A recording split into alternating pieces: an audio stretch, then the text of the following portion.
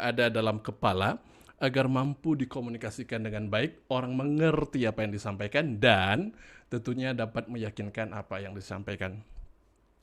Sebagai trainer public speaking, dan malam ini saya dapat kesempatan untuk sharing dengan Bapak dan Ibu semuanya. Saya mengucapkan terima kasih banyak keputusan Bapak dan Ibu untuk join di malam hari ini. Mudah-mudahan selama 2 jam ke depan kita bisa silaturahim, kita bisa saling share bersama. Tentunya adalah seperti cerita saya di awal tadi. Tahun 2013 ini salah seorang peserta ini dia merasakan manfaat setelah tahu cara mengatasi nervous. Dan menariknya memang beberapa orang banyak hilang kesempatan untuk mendapatkan promosi hanya karena menghindari bicara di depan umum. Beberapa orang hilang kesempatan penilaian performa terbaik hanya karena takut ketika saat meeting di kantor, dia punya ide brilian, dia punya ide luar biasa sekali. Cuman karena malu nanti takut salah, nanti ditangkap orang, lalu dia cuma berani berbisik kepada temannya, ngomong gini aja, coba saranin. Dan tiba-tiba begitu dia menyarankan di dalam rapat, manajernya menilai dia, oh kamu ini bagus, ide-ide kamu brilian. Sehingga dia mendapatkan penilaian terbaik. Dan itu hanya gara-gara apa? Takut salah, takut nanti diketawakan, dan segala macam menghambat untuk potensi dan ide dalam dirinya tidak keluar. Bahkan saya pernah juga menemukan ada orang ikut perlombaan, secara konten materinya udah pasti paling menang di antara peserta yang lain. Ini dewan jurinya yang ngomong. Tapi apa yang menyebabkan kami tidak memenangkan dia, Mas? Sampai ini orang-orang kita training lagi sekarang untuk kegiatan kita yang kedua ini, hanya gara-gara adalah yang tadi itu kontennya bagus, tapi pembicaranya karena dia offline nggak berani natap mata dewan juri, sibuk melihat ke slide, lalu pas jelasin hanya karena ketakutannya. Malam ini mudah-mudahan bagi yang mengalami ada deg-degan, nervous, keringat dingin, bahkan perut mules sebelum tampil. Minggu depan diminta untuk tampil, kemudian tiba-tiba sudah mulai ke toilet dan segala macam, bahkan gak enak makan dan gak enak tidur. Mudah-mudahan sharing malam ini bagaimana tipsnya yang akan kita lakukan. Cuma 2 hal akan kita bahas. Apa yang menyebabkan seseorang menjadi nervous, dan kedua adalah bagaimana cara kita mengatasi nervous tersebut. Sebelumnya boleh tepuk tangan dulu dong buat startup yang telah menghadapi acara. Tepuk tangan dulu dong. Ini perkenalan singkat dari saya, Bapak dan Ibu. Dan nantinya formatnya adalah selama saya sharing, selama saya jelaskan, seandainya karena kita ini adalah online, suara saya menjadi tidak jelas, tiba-tiba terputus. Mohon sampaikan di bagian mana saya perlu mengulang. Karena mendapatkan informasi yang maksimal, terutama suara saya itu penting dalam konteksnya online, supaya nanti pesannya menjadi konkret Anda terima. Ini tentang diri saya, ada yang bertanya, silahkan terlebih dahulu sebelum nanti saya menjawab bertanya. Jam neng. Clear ya? Oke, sip. Bapak dan Ibu sekalian, malam ini kita akan share mengenai breaking your nervous. Di awal, mari kita bahas sejenak. Bapak dan Ibu sekalian, caranya adalah seperti ini. Kira-kira menurut Anda, apa sih takut itu? Boleh di-share di chat dong? Kira-kira menurut Anda ketika ditanya, takut itu apa sih? Jawabannya apa kira-kira? Dikatakan takut. Cemas, oke. Terima kasih, Siswandi.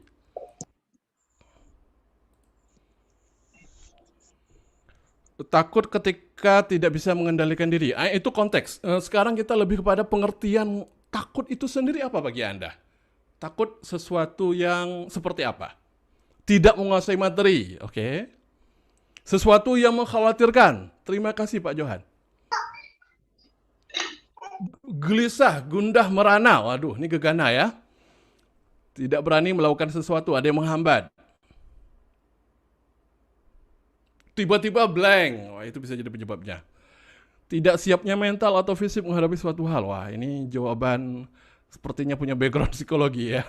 Baik teman-teman, takut tidak menarik. Ini apa yang ditakutkan? Ada lagi, menyebabkan khawatir. Terima kasih banyak. Boleh tepuk tangan dong buat yang udah sharing barusan. Terima kasih, untuk saya mengapresiasinya. Di awal saya ingin menjelaskan terlebih dahulu, nanti coba rekan-rekan sekalian, Bapak dan Ibu semuanya coba kenali ya. Dalam psikologi berdasarkan pengalaman dan pemahaman yang sudah saya tahu seperti ini. Psikologi membedakan antara kondisi takut dengan cemas. Saya akan ulangi, takut dengan cemas. Apa yang membedakan dua hal ini? Dikatakan itu takut ketika, perhatikan situasinya. Bayangkan Anda masuk ke dalam sebuah ruangan, katakanlah seperti di hotel ataupun di kantor Anda bekerja saat ini. Tiba-tiba dalam ruangan tersebut, tanpa Anda duga dan Anda sangka-sangka, begitu Anda membuka pintu, lalu Anda melihat seekor ular kobra. Biasanya, apa yang akan terjadi? Respon Anda begitu melihat ular kobra. Rata-rata para peserta saya kalau di kelas online mengatakan, oh kalau yang saya lakukan mas, saya teriak, saya banting pintu. Ada juga mengatakan lari, minta tolong. Ada juga mengatakan melompat. Nah, saya sering mengklarifikasi, melompatnya kemana? Ke atas ularnya atau ke belakang? Yang menarik, respon manusia berada di situasi menghadapi ular kobra yang real tadi, maka cuma dua responnya. Lawan atau lari. Fight or flight. Ini respon manusia secara spontan. Yang akan terjadi adalah ketika tubuh kita, ketika otak kita menyadari ini sesuatu yang akan membahayakan fisik, maka lakukan dua hal. Apa mode yang akan muncul? Lawan atau lari. Pertanyaannya, kenapa lawan atau lari? Karena akan memastikan, kalau bukan saya mati, kamu yang mati. Itu resikonya kalau dengan ular. Pilihannya cuma dua. Karena dengan melawan akan merasa aman dan nyaman, dengan lari akan merasa aman dan nyaman. Sehingga gambarannya kalau saya biasanya trainingnya di hotel, tiba-tiba di ruangan meetingnya itu lantai 7, itu sebuah penggambaran. Sampai di lobi merasa aman. Udah jauh dari lokasi yang membahayakan. Ini real takut pada diri manusia. Sementara cemas, reaksinya adalah buka pintu, masuk dalam sebuah ruang pertemuan, namun begitu Anda sudah duduk seperti posisi duduk saya saat ini, tiba-tiba Anda menyadari di tengah-tengah itu ada namanya akuarium. Di dalamnya ular kobra asli. Di kepala Anda yang muncul terjadi seperti ini. Kalau lepas bagaimana? Di kepala Anda yang muncul adalah kalau kesenggol bagaimana? Kalau tiba-tiba keluar bagaimana? Yang menarik, otak Anda, otak kita, pikirannya terus berjalan. Kalau jika, seandainya ada segala macam. Tetapi tidak ada action. Apakah lawan atau lari? Sibuk memikirkan hal buruk apa yang akan terjadi. Kalau terjadi ini bagaimana? Kalau ini terjadi bagaimana? Sementara takut tadi, nggak sempat mikir. Begitu melihat ular, itu nggak sempat begini. Ini ularnya bisa matok atau enggak ya? Kira-kira dia lompat sampai kena atau enggak ya? Itu nggak sempat. Yang terjadi adalah spontan. Mundur atau lawan. Ini yang terjadi perbedaannya. Sehingga, Bapak dan Ibu sekalian adalah takut itu baru akan kita alami saat peristiwanya terjadi. Takut hanya kita alami, kita rasakan ketika peristiwanya terjadi. Mungkin Anda pernah nonton video di YouTube, ada orang lagi duduk-duduk, kemudian merasa nggak enak di bawahnya karena dia pakai kain sarung, dia pikir ada tali dan segala macam, lalu coba dia pindahin. Begitu dia mau bangun, tiba-tiba ada ular kecil, walaupun kelingkingnya, tapi tetap ular. Lalu dia melompat. Kenapa dia melompat? Setelah menyadari kalau itu adalah ular. Tapi coba kalau diomongin, hati-hati ya, duduk di pojok itu tuh kemarin tuh ada ular di situ. Itu pasti was-was. Nah, ada ular atau enggak ya?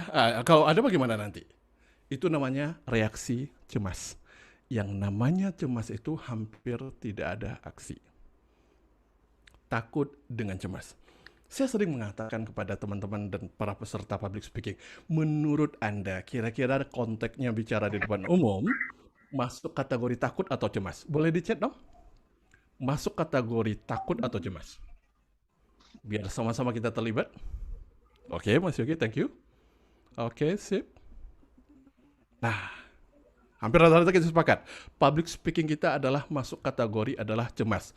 Terkecuali Anda akan public speakingnya Hmm. adalah di Korea Utara. Karena salah ngomong Anda dirudal. Anda bukan lagi salah diomongin, tapi bakal dirudal. Kalau di sana sempat salah ngomong gitu. Ini konteks pada kita udah tahu, oh berarti selama ini gejala-gejala yang kita alami sebelum bicara di depan umum, bahkan mau bicara di depan umum, bahkan mungkin lagi berada di panggung ataupun di tengah-tengah mau diminta pendapat, maka kita alami sebenarnya itu adalah gejala dan suasana namanya adalah cemas. Oh, dibantu bicarakan. Oh, baik Mas. Thank you banget ya. Boleh tepuk tangan dong buat Mbak Hendy terlebih dahulu untuk bantuannya ya. Karena saya berarti nanti gak perlu buat chat. Maka ini adalah yang terjadi. Maka ini yang terjadi. Nah, mungkin akan muncul pertanyaan. Saya yakin teman-teman sekalian akan nanya, lalu bagaimana cara mengatasi kecemasannya? Kunci di awal yang ingin saya bahas di sini adalah cara mengatasi cemas, bawa situasi dan kondisi kita, dalam NLP kami menyebutnya dengan state, situasi pikiran dan emosi, menjadi kondisi takut. Saya ulangi, bawalah kecemasan Anda sampai mengalami situasi takut. Loh, kok bisa begitu? Tujuannya adalah supaya bisa mengambil keputusan lawan atau lari. Kalau bukan saya yang mati, kamu yang mati. Itu nanti sebuah keputusan. Sebab setelah mengambil sebuah keputusan, kita akan menghadapi realita. Tapi kalau masih cemas, kita tidak menghadapi realita. Tapi kita menghadapi angan-angan kita. Ada sebuah quote dari mentor saya. Sesuatu yang ada dalam pikiranmu itu lebih berat dibandingkan di atas pundakmu. Artinya apa? Realita lebih ringan, lebih mudah, lebih sanggup sebenarnya kita hadapi dibandingkan melawan imajinasi kita sendiri. Makanya nanti teknik yang akan saya bahas adalah bagaimana kecemasan ini menjadi rasa takut kita. Sampai di sini pembahasan kita di awal. Ada pertanyaan? Silakan.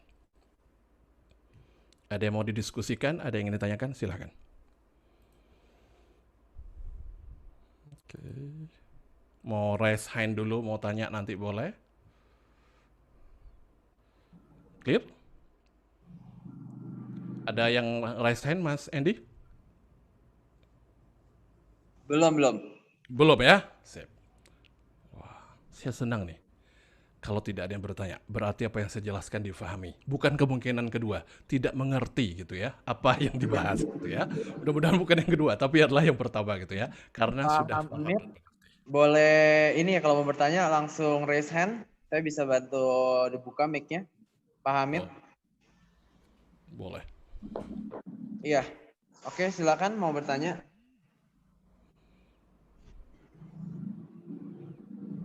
Iya, ada yang mau ditanya Pak Hamid? Sebentar, saya spotlight dulu. Ya, Mas Hamid silahkan bertanya. Unmute. Hamid, ada pertanyaan? Oke, Pak Hamid silakan berbicara langsung untuk bertanya. Udah saya unmute. Halo, selamat malam Pak Rahmat. Ya, malam Pak. Malam Mas. Salam kenal Pak. Yo. Pak Rahmat, berarti kita ini bukannya merasa takut ya, tapi kita akan membahas bagaimana cara mengurangi cemas gitu ya Pak. Ya, yang akan kita lakukan nanti adalah bagaimana pada saat kita bicara di depan agar kita mampu mengelola yang kita alami. Karena konteksnya di public speaking hampir rata-rata adalah kecemasan, bukan ketakutan. Terkecuali konteksnya adalah apabila salah bicara, apabila ada tingkah laku tertentu yang tidak enak, maka bukan diingatkan, salah, tapi langsung kemudian ada peluru di kepala Anda. Nah, itu lain halnya. Kalau Anda sadar situasinya adalah seperti itu namanya bukan lagi cemas, tapi udah takut. Karena udah tahu senapannya di mana, rudalnya ada di mana, dan itu mengarah kepada Anda. Kalau itu situasinya kalau ngomong di depan, maka itu namanya sudah situasi takut. Karena sesuatu yang akan mengancam fisik. Kalau cemas dinilai jelek berarti itu cemas ya, Pak? Itu cemas. Karena dinilai itu tidak mengganggu fisik. Oke. Oke, Pak, lanjut, Pak. Baik, terima kasih. Boleh tepuk tangan dulu dong buat Mas Hamid. Thank you banget, Mas, untuk pertanyaannya. Terima kasih atas pertanyaannya. Nanti dapat sepeda gitu ya. Bagi yang bertanya dapat sepeda nanti kita. Oke, kita akan lanjutkan Bapak Ibu sekalian. Sekarang adalah semuanya. Silahkan Anda siapkan bolpen Anda masing-masing dan nanti boleh saya minta share juga. Apa sih yang Anda takutkan kalau Anda berbicara di depan umum? Atau ketika Anda diminta dalam rapat dan kemudian harus mengeluarkan ide, apa yang Anda khawatirkan? Jadi di sini lebih kepada hal-hal apa saja yang terlintas dalam kepala Anda kalau diminta bicara di depan umum. Takut salah dan segala macam. Kenali betul, ini kunci pertama ya. Kenali betul apa yang Anda khawatirkan terjadi. Dengar kalimat-kalimat dalam kepala Anda. Sebab jika tidak menyadari apa sebenarnya yang ditakutkan ataupun dikhawatirkan, maka yang akan terjadi adalah teknik penyelesaiannya nanti tidak menjadi berjalan. Karena teknik terapi yang akan saya share adalah bagaimana caranya adalah kita mengenal akar masalahnya. Tiba-tiba lupa, oke. Takut salah. Terpecah konsentrasi. Selain dari mengenali di tatanan pikiran, coba sadari gejala fisik. Gejala fisik itu begini. Tangan keringat dingin, jantung berdebar dengan cepat, perut mules, enzim berproduksi lebih banyak. Nah, itu tadi ngambil gambar, diri duduk, ngambil makanan, apa? Atau juga mungkin beberapa orang adalah kemudian yang terjadi mulutnya terkunci. Biasanya dia bisa bicara dengan lancar, tapi tiba-tiba karena nervous itu, tiba-tiba mulutnya jadi susah dibuka menjadi lebih besar. Nah, kenali betul apa yang Anda pikirkan terlintas dalam pikiran Anda dan bagaimana gejala-gejalanya. Gejala-gejala inilah nanti yang kita maksud sebagai alarm-alarm kepada diri kita. Apa yang sudah disiapkan tapi malah nggak keluar, itu efeknya ya. Terima kasih. Keringat dingin dari dahi. Masih aman Pak, keringat dinginnya keluar dari dahi. Coba kalau dari bawah, aduh itu berapi. Hancur minah itu kalau keluarnya dari bawah gitu ya. Oke, audien tidak fokus. Ketika tidak fit, oh baik, nanti saya akan share bagaimana tetap perform walaupun kita tidak fit. Dadakan. Pak Denny nanti di akhir insya Allah saya share bagaimana teknik dadakan. Wah ini rata-rata lebih menyadari gejala fisik ya. Coba dikenali juga ya apa yang terlintas di kepala. Underestimate oleh orang lain. Dianggap rendah, dianggap apaan sih cuma segitu. Saya pernah punya pengalaman peserta saya, dia punya jabatan di level manager, lalu dia mengatakan, ada hal mas yang paling saya takutkan sebagai seorang manajer ketika diminta depan umum. Saya khawatir mendengar kalimat dari tim saya. Manajer kok ngomongnya kayak begitu ya. Wah itu momok dalam diri saya, itu kata dia. Takut dijudge. Oke. Terima kasih untuk share-nya. Itu semua adalah hal-hal yang kita alami. Yang paling penting di sesi ini sebenarnya, ataupun di slide ini, saya berharap sebagai orang yang akan ngomong di depan, menyadari titik di awal adalah apa sih sebenarnya yang saya alami. Dari segi berpikir sampai realita di fisik. Saya kalau udah nervous, jantung berdetak lebih cepat, keringat dingin, sama di bagian sini kadang-kadang itu produksinya lebih banyak.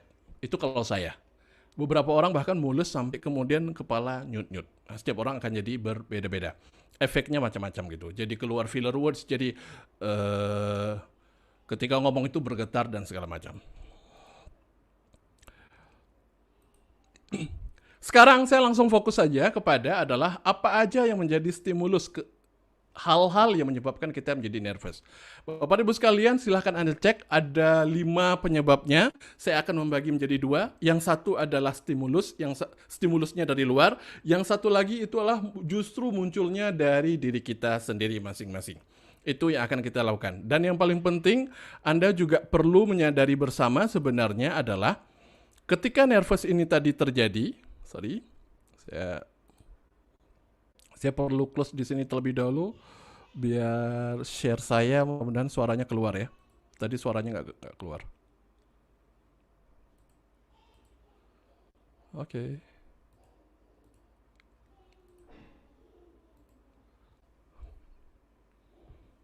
Coba saya cek. Mudah-mudahan suaranya keluar. Asyhadu an la ilaha illallah wa asyhadu anna Muhammadan abduhu wa rasuluh. Gerakan-gerakan ini saya menyebutnya adalah gerakan-gerakan nervous. Kepada Bapak Kepala Desa Gerakan-gerakan Mawonggo yang beserta tidak staf bermakna. yang saya hormati. Kepada Bapak tokoh masyarakat Suaranya menjadi bergetar serta para dan alim terjadi ulama. gerakan-gerakan adalah yang tidak penting. Apa yang terjadi tadi? Apa yang terjadi tadi adalah saya menyebutnya dengan istilah adalah inilah yang dimaksud dengan gejala-gejala nervous yang sudah mengganggu atau bahasa lain saya adalah out control. Tapi ada gejala-gejala in control. Maksudnya bagaimana? In control di sini adalah gejala-gejala di mana Anda sadar Anda deg-degan, tapi materi Anda nggak hilang. Anda sadar gugup, sadar deg-degan, tapi suara Anda masih lantang dan jelas. Anda tidak blank, masih bisa sistematis, masih bisa menatap audien, tangan masih bergerak, nggak ingin terburu-buru. Yang intinya semuanya masih aman-aman dan lancar-lancar aja, maka itu disebut dengan nervous yang wajar. Tapi yang out control seperti video yang barusan Anda simak, itu masuk kategori out control. Bagi yang nervousnya out control, maka artinya Anda perlu menyesuaikan diri Anda, perlu mengelola pikiran Anda, dan perlu membuat diri Anda sampai in control. Itu poin yang ingin saya sampaikan, sehingga nanti ketika Anda bertanya, saya perlu mengubahnya atau enggak ya? Apakah itu masuk kategori out control atau in control? Sekarang, saya akan membahas adalah apa yang menyebabkan seseorang sampai dia itu jadi cemas ketika ngomong di depan umum. Pengalaman saya mengajar dari tahun 2010 sampai dengan sekarang, berbagai macam level, saya menemukan setidaknya stimulus dari luar ataupun hal-hal menyebabkan orang nervous itu dari sisi luar adalah yang pertama, karena faktor materi yang tidak dikuasai. Maksudnya, secara konten, Anda mungkin tahu tapi nggak paham.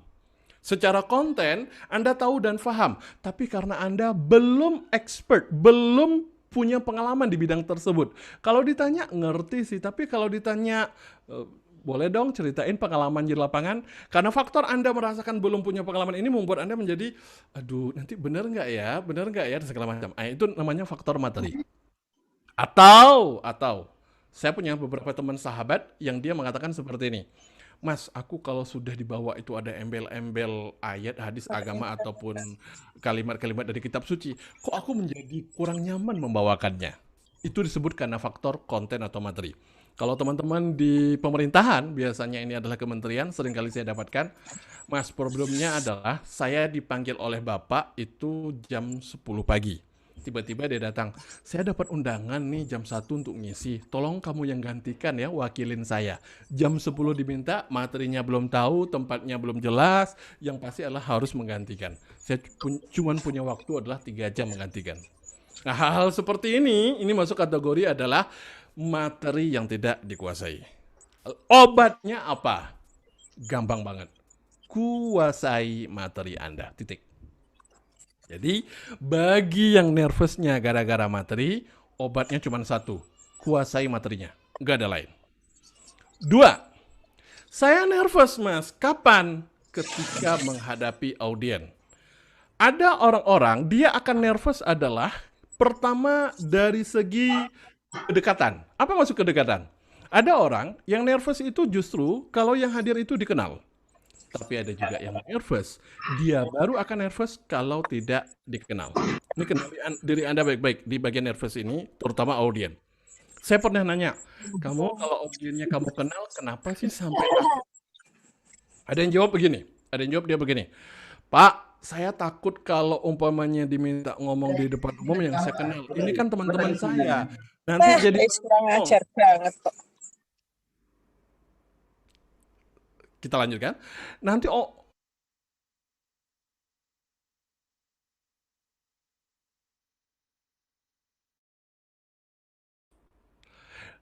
nanti tiba-tiba teman-teman saya bakal ngomongin saya. Nanti kemudian pada saat saya lagi ngomong di depan, oh ternyata dia kayak begitu ya. Saya jadi bahan omongan. Saya nggak mau itu terjadi. Itu kalau dikenal.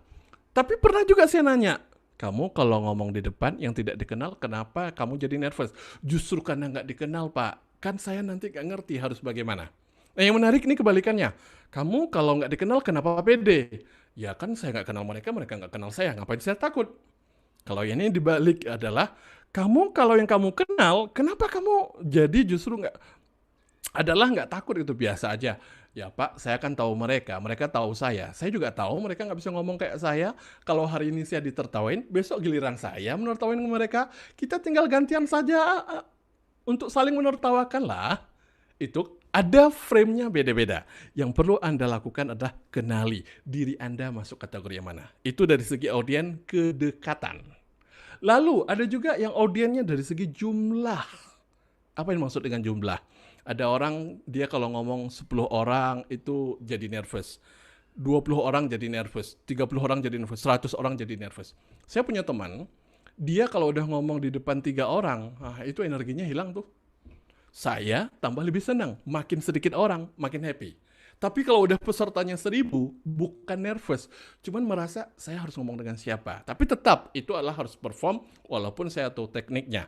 Kalau diminta prefer, saya lebih senang ngajar adalah yang kelas kecil. Tapi ada teman saya, oh Mas, saya lebih senang yang 1000. Kenapa Kang? Kalau 1000 orang Kang, kita bisa ngambil energi peserta, kata dia. Nah, setiap orang ini semua ingin saya katakan adalah karena mindset kita lah yang menyebabkan kita sampai berpikir seperti itu. Ada juga nervous karena faktor gender, kelamin. Maksudnya, ini pernah dialami adalah teman-teman saya dulu waktu masih SMA gitu. Karena dia background-nya dulu adalah di sekolahnya itu adalah asrama, yang dimana antara laki-laki dengan wanita itu dipisah. Begitu dia ke kuliah di kampus, digabung. Itu presentasi ke depan, itu nggak pernah natap ke sesi yang wanita gitu. Hanya untuk laki-laki aja. Bahkan ada teman-teman mahasiswa itu iseng, makin tahu ini keringatan kalau ada yang perempuan, dia malah sering deket-deket. Nah, ini disebut karena faktor gender. Yang paling sering terjadi apa? Karena berbicara dari segi usia. Ada orang berbicara usianya di bawah dia, biasa aja. Anak-anak tahu apa sih? SMP, mereka masih remaja lah. Tapi kalau sudah seumuran Mas, saya baru nervous. Apalagi lebih tua, saya lebih nervous. Jabatan. Mas, saya kalau sepantaran sama-sama level, pede-pede aja tuh. Apalagi di bawah saya, anak buah saya tahu apa sih? Tapi kalau udah di dalam ruang training, dalam ruang presentasi, ada manajer saya duduk di belakang. Itu sudah Mas. Itu saya kayaknya diawasi oleh malaikat maut gitu. Nah, ini disebut karena faktor jabatan. Faktor audien nomor 2, kenali persis, Bapak dan Ibu sekalian, nervousnya itu karena apa? Audiennya. Yang ketiga adalah saya menemukan karena faktor lokasi. Beberapa orang tempatnya gelap jadi nervous. Beberapa orang panggungnya tinggi jadi nervous. Beberapa orang tempatnya luas itu jadi nervous. Di Palembang saya menemukan karena faktor lampu sorot. Jadi karena disorot spotlight, lampunya langsung ke dia, itu membuat dia jadi nervous. Lokasi. Ini maksud dengan lokasi. Salah seorang peserta dulu pernah dia punya bisnis yang ngurusin peti mati. Lalu dia mengatakan, Mas, saya kerjasama dengan sebuah gereja yang dimana lalu diminta satu waktu, kata dia, saya diminta oleh pihak gereja, nanti tolong presentasikan, jelaskan program kita ya, bagaimana mekanisme dan segala macam. Dia ngomong kepada saya, entah kenapa Mas, saya kalau udah diminta ceritainnya itu dalam gereja, itu bawaannya saya jadi nervous. Tapi kalau diminta di luar pintu gereja bagaimana? Saya pede. Lalu saya nanya, kenapa bisa begitu Pak? Gereja itu tempat suci Mas, nggak layak kalau saya melakukan itu tempat menjadi bisnis dan jual beli, kata dia. Nah, ini berarti adalah karena faktor lokasi. Hanya karena lokasi lah.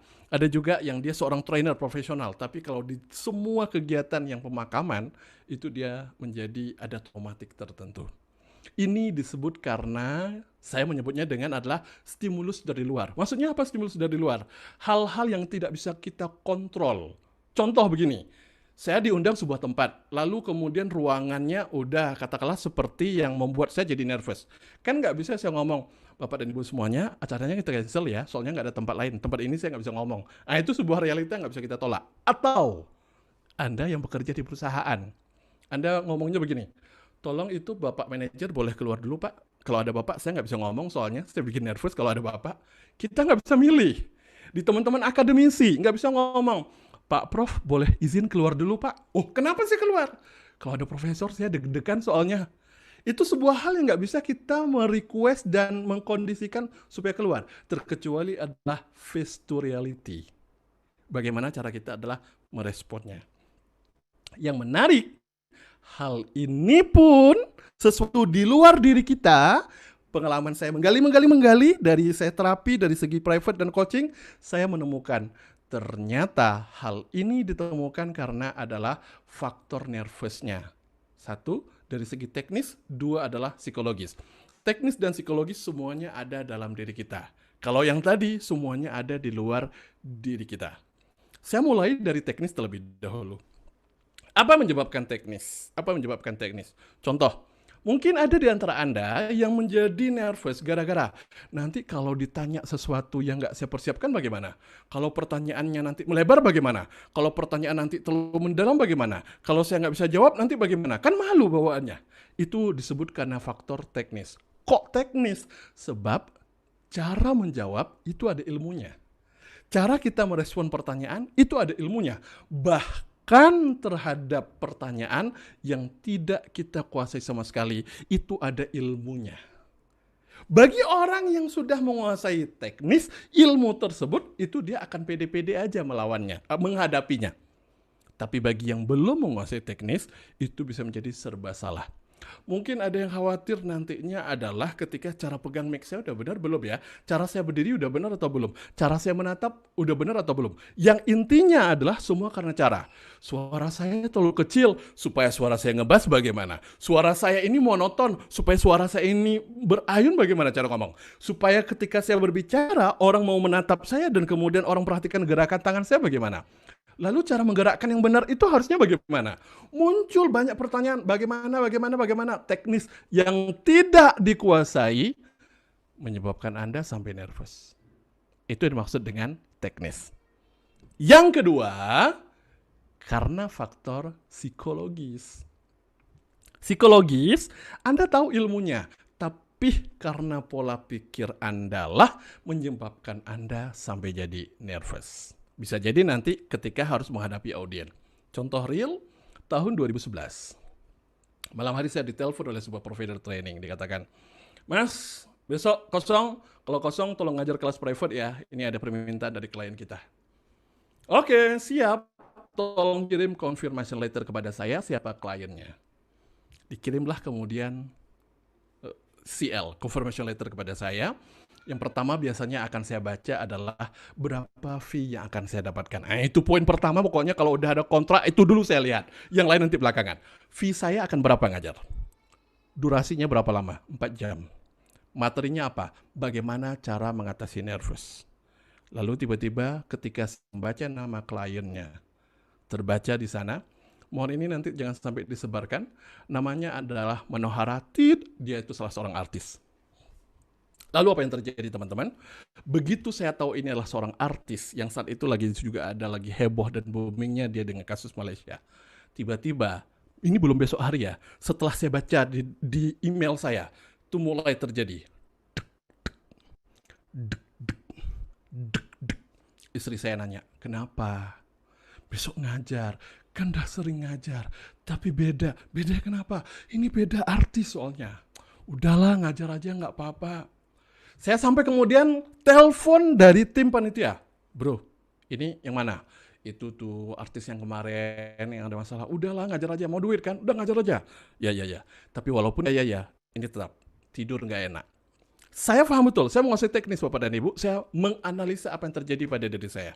Oke, ini sampai saya nervous gara-gara apa?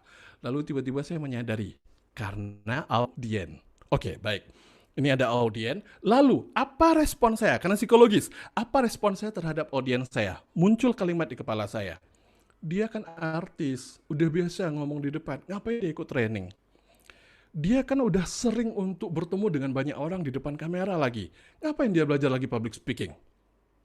Dia untuk ngomong berbagai macam event udah biasa. Ngapain lagi dia belajar public speaking? Dia kan lebih cantik dibandingkan saya. Kalau poin ini benar nih, ini nggak bisa dipungkiri. Dia lebih cantik dibandingkan saya. Tapi nomor 5, simak baik-baik. Siapa sih saya kok ngajarin dia inferior pada diri saya yang menyebabkan saya jadi nervous? Karena pola pikir ini, saya ketemu nih akar masalah. 5 hal ini pemikirannya menyebabkan saya menjadi nervous. Oke. Itu secara teknis, karena saya paham teknisnya, ayo ini harus dikondisikan. Lalu ini masih dalam perjalanan, tempatnya saat itu di Sudirman. Dari tempat saya di Ciganjur, Jakarta Selatan. Begitu kemudian perjalanan prosesnya, saya menyadari betul, bagaimana kalau saya yang menjadi audiennya? Apa respon audien kepada saya? Ini sebuah teknik yang saya lakukan adalah, kalau saya menjadi audiennya, apa respon saya kepada pembicara ini? Tiba-tiba saya memposisikan dia di posisi dia. Memangnya gue setan ya? Kok sampai lo takut ketemu sama gue? Kita kan belum pernah kenalan, kita belum pernah bertemu, kok jadi lo nervous ketemu sama gue? Kan gue mau belajar sama lo. Gue bayar mahal-mahal, mau belajar bagaimana cara kata nervous, mau belajar bagaimana ngomong di depan umum. Saat itu saya langsung dapat shifting idea, pola pikir saya collapse. Kalau saya masih nervous, klien saya nggak nyaman. Kalau saya masih nervous, pembelajaran tidak akan berjalan dengan baik.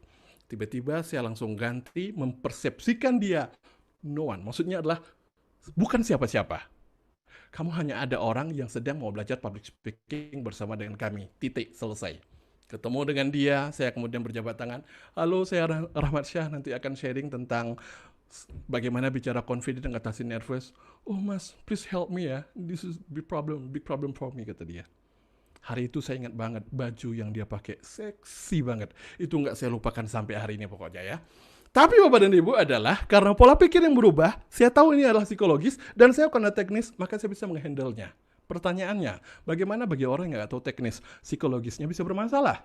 Atau yang ingin saya katakan, meskipun menguasai teknis, psikologis ini selamanya akan muncul. Tetapi yang paling penting adalah bagaimana cara kita mampu mengelolanya. Poin di sini, teknis, belajar ilmunya, banyak praktek, jam terbang. Psikologis, fahami cara bagaimana mengelola pikiran. Setelah sesi ini, bagaimana cara teknik terapi mengelola pikiran, inilah yang akan saya bagikan. Tapi sebelum saya bagikan teknik terapinya, saya mau teman-teman menentukan terlebih dulu, Bapak dan Ibu semuanya tentukan terlebih dahulu. Anda nervous dari segi stimulus dari luar, itu poin yang mana? Dan dari segi dalam, apakah karena belum tahu ilmunya atau tentang pola pikir Anda sendiri? Kenali baik-baik. Silahkan dikenali. Kalau mau share silahkan. Kalau mau bertanya pun silahkan terlebih dahulu. Jangan dibahas Mas ya, Mas Kurniawan ya, manuharanya ya. Cukup di sini. Dan ini saya ingatkan kepada Starhub, jangan sampai video ini sempat beredar, khusus di bagian itu. Kalau boleh tolong begitu penyebutan nama dia itu tadi di-cut gitu. Oke, Karena soalnya tidak boleh gitu ya. Oke. Ini in kelas aja lah, aman lah. Saya menganggap aman in kelas. Apakah teknis harus seimbang? Kalau saya mengatakan seimbang di sini, mudah-mudahan kita sepakat adalah sama-sama menguasai teknisnya. Maksudnya di dalam mengelola pikiran, cara kita memikirkan itu ada cara mikirnya sendiri, punya pola dan teknis, dan cara ngomong pun punya pola dan teknisnya. Jadi kalau di tingkat seimbang, dua-duanya harus ada. Dua-duanya harus ada. Karena kalau tidak, terlalu overconfident, tapi kurang dari segi teknis, yang akan terjadi Anda akan menjadi pembicara tak tahu diri. Mohon maaf saya sebut nama. Masih ingat dengan kasusnya Vicky Prasetyo di awal-awal? My age is, waktu dia katakan, yang dia ngomong itu bahkan labil ekonomi dia mengatakan, itu orangnya overconfident. Psikologisnya mantap banget. Tapi cara ngomong, teknik bicara yang tidak jelas, yang tidak teratur dengan tepat, menyebabkan pesannya menjadi gak sampai. Jadi dua-duanya harus. Boleh dibuka mic kepada Kurniawan Karim, Mas? Oke, sebentar ya saya bukakan. Ya. Kurniawan Karim, astaga. Oke, silakan Pak Kurniawan bisa menyampaikan pertanyaannya.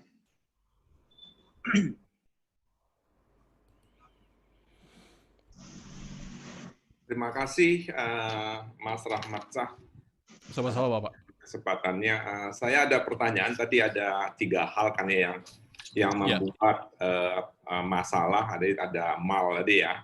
Salah satunya Ya. adalah materi, kemudian ada audien, ada lokasi. Kalau tadi ya kalau untuk materi saya lihat tadi udah ada jalan keluarnya, kuasai materinya gitu kan. Tapi yang untuk audiens dan lokasi ini di mana jalan keluarnya ya? Apakah kita nerima aja atau gimana? Baik, terima kasih untuk pertanyaan. Boleh tepuk tangan dong untuk Pak Kurniawan lebih dahulu, saya langsung merespon sebelum kepada pertanyaan lain ya. Terima kasih banyak Pak untuk pertanyaannya. Bagaimana dengan audien? Ini selain dari teknis yang lain biasanya adalah yang sering saya praktekkan di lapangan. Kalau kelas offline, saya biasanya akan berusaha untuk berjabat tangan dengan audien Pak. Karena ketika saya berjabat tangan dengan audien, itu keakrabannya itu akan menjadi lebih terjalin. Itu 1. 2, biasanya saya kalau berada di sebuah tempat akan mengenali apakah ada pejabat dan tidak, biasanya akan berusaha untuk mengenal yang menjadi yang ditokohkan itu siapa. Karena orang-orang seperti inilah nanti yang akan saya hadapi duluan akan menjadi center. Ini akan menjadi perlu untuk saya menyadari saya dengan siapa akan berbicara. Artinya mengenal siapa audiens saya.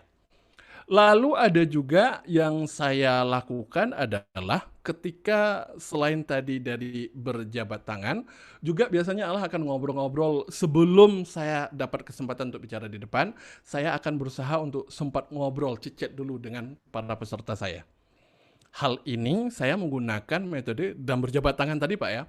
Saya pernah waktu berada di Bali, pesertanya ada 100 orang lebih, yang hadir udah duluan itu sekitar 60 orang. Itu 60 orang, materinya kita belum mulai, jadwalnya belum mulai, itu saya salamin Pak satu persatu Pak. 60 orangnya saya salamin gitu. Cuman hanya say halo saya Rahmat, halo saya Rahmat. Yang terjadi Pak, ini kita menggunakan psikologi engineering. Stereotipnya orang Indonesia ketika ada orang melakukan keramahan pada orang lain, itu langsung ada asumsi, orang ini ramah ya, orang ini sopan ya. Maka yang terjadi, saya yakin betul tuh, 60 orang yang sempat saya berjabat tangan tadi, ketika saya menyapa di awal, pasti mereka jawab. Saya yakin betul itu. Terhadap psikologis manusia. Pernah peserta saya nanya, Mas, kalau di kantor bagaimana? Saya tahu yang hadir itu punya jabatan, yang biasanya dia akan lebih senior dan dia lebih paham. Atau sepantaran lah, artinya sama-sama level, tapi dia itu senior di atas saya. Dan dia lebih memahami, saya anak baru. Maka sebelum ngomong di depan, datang kepada orangnya. Pak, saya nanti akan ngomong ini Pak, menurut Bapak bagaimana, udah tepat atau belum ya akan saya bahas. Karena kita takut nanti dia nanya macam-macam. Kita takut nanti dia akan menyalah segala macam. Sebelum itu terjadi di depan, kita akan mendatangi duluan. Menariknya secara psikologis, ini menaklukkan audien. Orang-orang yang dia merasa dirinya senior secara psikologis, orang-orang merasa dirinya itu adalah lebih duluan dan lebih memahami, ketika ada yang minta, dia udah langsung menganggap, oh kamu tidak macam-macam dengan saya. Dan ini bisa membantu adalah proses ketika saya melakukan. Dulu pernah juga Pak, waktu saya mengajar kelas terapi, ini paling sering saya lakukan. Boleh saya tahu Bapak dan Ibu yang backgroundnya psikologi, boleh angkat tangan. Atau bahkan udah sampai psikolog, boleh angkat tangan. Dari peserta 50 sampai 100 orang. Ada yang angkat 5 orang. Alhamdulillah Bapak Ibu, saya happy sekali hari ini ada ahli-ahlinya hadir di sini. Jadi nanti kalau ada pertanyaan berat-berat saya nggak bisa jawab, kita serahkan pada mereka lah ya. Nah, jadi dari awal udah mau nanya macam-macam, kan lo lebih paham gua gitu. Jadi dia pun akan merasakan paling kalau pengalaman saya Mas, nah dia itu akan menjadi support kepada kita. Ini khusus kepada orang-orang yang kita takutkan. Saya sering ditanya, Mas kalau profesor saya hadir bagaimana? Datangi duluan. Bahkan kalau perlu begini, asertif. Prof, tolong doakan supaya berhasil ya. Jadi dari awal kita mendatangi orang yang kita anggap umpamanya, waduh dia datang, waduh gimana nih. Nah, terutama kepada orang-orang yang seperti ini, datang jabat tangan dan ngomong sesuatu. Yang menarik saat kita melihat, oh nanti kamu ngomong ya, bagus itu. Kita justru akan melihat, oh ternyata nggak seperti yang saya pikirkan ya. Itu secara audien Pak yang sering saya lakukan, lumayan membantu. Dari segi audien. Kalau lokasi, ini tips juga datang lebih cepat, kuasai panggung. Berdiri di mana, kemudian kalau acaranya terlalu luas, Bagi teman-teman yang tahu di Bandung itu ada dekat dengan ITB Sabuga, kalau saya nggak keliru namanya, itu bisa sampai 3.000 audien. Saya menjadi private coach untuk 10 pembicara, ada acara sebuah besar. Itu yang saya lakukan. Malam harinya Gladi Resik itu adalah yang saya minta kepada mereka sebelum kita latihan di atas panggung, tolong semuanya menjadi pembicara, ambil spot bisa duduk di posisi para peserta. Dari tribun kanan sampai tribun ke kiri. Tujuannya buat apa, Coach? Biar ngerasakan bagaimana nanti orang-orang akan melihat Anda. Kalau dari tribun kanan seperti apa? Kan kita di tengah-tengah nih. Tribun ada sebelah sini. Anda akan punya kesadaran. Seperti inilah nanti orang mereka akan menatap saya. Duduk dari bawah. Seperti apa orang yang dari posisi bawah melihat Anda. Itu saya minta tuh mereka tuh duduk. Udah dapat gambaran bayangan? Udah. Nah sekarang baru di atas panggung. Coba rasakan untuk naik panggung. Hal-hal seperti ini menganggap, wah tempat ini kan semalam udah dicoba aman. Itu membuat kita menjadi lebih confident. Itu Pak dari segi audien dan lokasi. Kalau yang karena faktor psikologis, karena memang pola pikir, nanti setelah ini kita bahas teknik terapinya seperti apa. Demikian Pak Kurniawan. Thank you, Coach. Mantap. Sama-sama. Oke, terima kasih untuk pertanyaannya. Ini ada Pak Bambang. Saya udah resen, saya unmute dulu.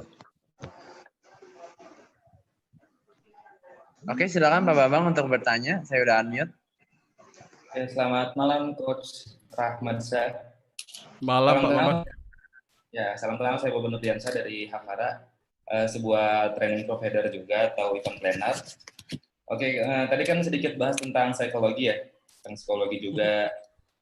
Ini nih bahas tentang public speaking juga berdasarkan survei. Mungkin Coach juga udah tahu kan, ke 3.000 warga Amerika waktu itu sekitar 21% atau sekitar 630 orang itu takut akan berbicara di depan umum atau public speaking. Ya, terus dikuatkan lagi dengan survei di tahun 2016 oleh Chapman University, masih di luar juga, bukan di Indonesia, sekitar 25,9%, ya seperempat dari 100% berarti kan, takut akan public speaking. Ya mungkin itu angka yang kecil, tapi kita akan melihat besar karena lihat faktor-faktor yang lain, dia lebih besar daripada takut akan kematian, bencana alam, bahkan pembunuhan. Nah, bagaimana bisa gitu, kita takut akan berbicara di depan umum, lebih takut gitu daripada takut kematian. Dibunuh. Ya, atau takut dibunuh, ataupun takut kena bencana alam gitu kan. Itu ada kaitannya nggak dengan aksi atau teknik kita untuk berbicara di depan umum? Itu yang pertama. Yang kedua, kita tahu di ilmu psikologi ada personality, karakter, ada melankolis, flegmatis, sanguin, atau koleris. Nah, antara public speaking itu ada hubungannya nggak dengan karakter seorang? Misalkan saya seorang yang sanguin atau influence gitu kan, cara membawakan public speaking seperti apa gitu kan. Itu yang kedua. Yang terakhir nih Coach, satu lagi mohon izin. Boleh. Oke, terakhir ini ya tadi kita bahas offline dan online. Ya mungkin di offline kita menurut survei juga kan sekitar 15-20 menit mungkin waktu untuk fokus peserta kepada pemateri. Gambarannya seperti itu. Nah, tapi mungkin untuk online mungkin 5-10 menit ya, ataukah ada survei terbaru atau sumber yang terpercaya? Ya itu bagaimana mengatasinya gitu? Mengatasi fokus peserta atau ya peserta webinar kita atau training ini untuk tetap fokus sampai akhir kegiatan. Terima kasih. Baik. Makasih Pak Bambang. Makasih. Boleh tepuk tangan dulu dong. Pertanyaan untuk Pak Bambang. Ini tadi dari Havara. Havara ya? Ya, Coach. Mudah Havara ini kalau nggak salah dari teman saya juga ini ya. Oke. Ya, Mas Rahul ya, salam buat beliau. Oke, baik. Bapak dan Ibu sekalian, adalah pertanyaan tadi yang pertama adalah tentang hasil penelitian, itu adanya adalah di Amerika.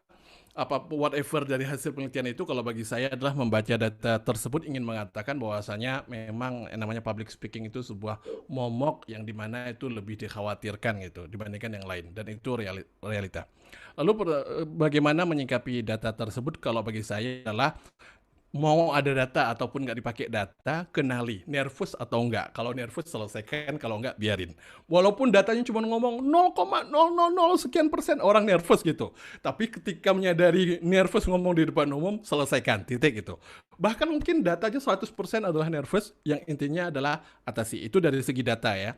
Artinya data nanti sangat tergantung variabel-variabel lokasi dan juga stereotype. Itu yang pertama. Lalu yang kedua, apakah akan berpengaruh dari segi karakteristik? Kalau kita menggunakan pendekatan DSC ataupun personality plus, saya menemukan yang namanya dia nervous, apapun personality-nya tetap aja nervous. Ya, dari segi personality ya. Tetapi yang akan membedakan kalau kita bicara tentang personality itu bukan di bagian nervous, tapi style cara kita berbicara di depan umum. Itu akan bedakannya. Akan menjadi berbeda adalah orang-orang memang dominan ataupun dia koleris. Nah, itu motivator itu cocok tuh. Seperti Pak Andrew Wangso, sukses adalah hak saya. Itu memang pas dengan karakter suara beliau. Saya adalah orang pragmatis. Itu nggak cocok untuk membawakan materi-materi adalah motivasi gitu. Karena saya sadar orangnya adalah pragmatis, orangnya itu adalah steadiness, maka apa yang harus saya lakukan? Ya mencari materi-materi adalah yang nggak perlu sampai ayo, sampai harus begitu nggak perlu sampai. Walaupun saya tahu teknik vokalnya gitu, tapi saya mengenal karakter, Mas, tapi diminta harus motivasi. Ayo, walaupun ini adalah untuk semangat, ketika memang ini materinya harus memotivasi, maka saya tahu teknisnya bagaimana untuk bicara yang memotivasi. Saya kuasai skillnya, itu dari segi teknis. Tapi dari segi yang namanya karakter tadi, lebih mengenal kekuatan dan kelemahan kita masing-masing. Kalau bagi saya adalah kenali kekuatan, siasati kelemahan. Itu untuk pertanyaan yang kedua. Lalu yang ketiga tadi pertanyaannya tentang, apa ya tadi yang ketiga? Tentang ini ya, mengatasi fokus peserta dalam webinar. Oh ya, fokus dia. Oke, sip, thank you. Pertanyaan yang ketiga adalah bagaimana dengan online? Saya yakin pada saat kita bicara tentang komunikasi ataupun public speaking, kita sudah familiar dengan penjelasan ataupun riset yang dilakukan oleh Albert Mehrabian tahun 1964, seorang profesor di bidang komunikasi, yang intinya adalah 7% itu berhubungan dengan kata-kata, kemudian ada sekitar 38% itu adalah vokal, dan kemudian 55% adalah karena faktor visual. Yang menarik, ketika itu masuk ke online, datanya berubah. Visual kita, pengaruhnya itu menjadi turun. Lalu yang manakah yang paling berpengaruh? Justru audio ataupun vokal kita yang paling dominan. Maksudnya apa? Ini kembali kepada fitrah. Di mana-mana kalau kita ngomong digital, semuanya berawal dengan kalimat begini kalau Anda perhatikan. Audio visual. Tidak ada kalimatnya visual audio. Artinya apa? Semua hal-hal yang berhubungan sudah digital base, justru suara dulu sampai, baru gambar belakangan. That's mean, ketika kita bicara di online, energi suara kita itu harus maksimum dibandingkan offline. Ketika kita ngomong online, maka vokal kita tidak boleh monoton. Dalam teknik vokal itu ada namanya ring suara, ring bicara, ring vokal. Keseluruhan ring ini harus dipakai kalau sudah online. Ini cara kita melakukan engagement dengan audiens kalau online. Artinya kalau ini adalah di luar dari segi teknis nervous, tapi ingin saya katakan, kalau di online itu ada segi berubah. Yang menarik kadang-kadang justru karena dia di online, saya mengatakan nggak ada alasan Anda untuk nervous. Satu, materi, Anda boleh pegang materi kiri dan kanan. Kalau offline kan susah dibawa. Kalau online, tinggal tempel di tembok, audien nggak tahu. Audien Anda nggak tahu. Taruh di samping, data 1, data 2, audien Anda nggak tahu. Yang penting fokus ke dengan angle kamera. Itu segi materi. Dari segi audien, ya paling Anda adalah aman lah, nggak akan dilempar pakai aqua lah. Nggak akan mendengar bisik-bisikan suara, oh tinggal mute aja semua aman, Anda nggak ada yang ngomongin gitu. Lokasi, di rumah sendiri, di kamar, aman, udah pasti menguasai. Kalau di online. Cuman, karena kita aman dari hal ini, tapi kita harus memastikan, ini tetap manusia loh di depan saya, bukan benda. Walaupun berjauhan fisik, tapi kalau sudah online, tugas kita pembicara, harus ada energi yang harus dapat. Dari mana? Kitalah yang menularkan energi kepada mereka. Cara kita berbicaranya.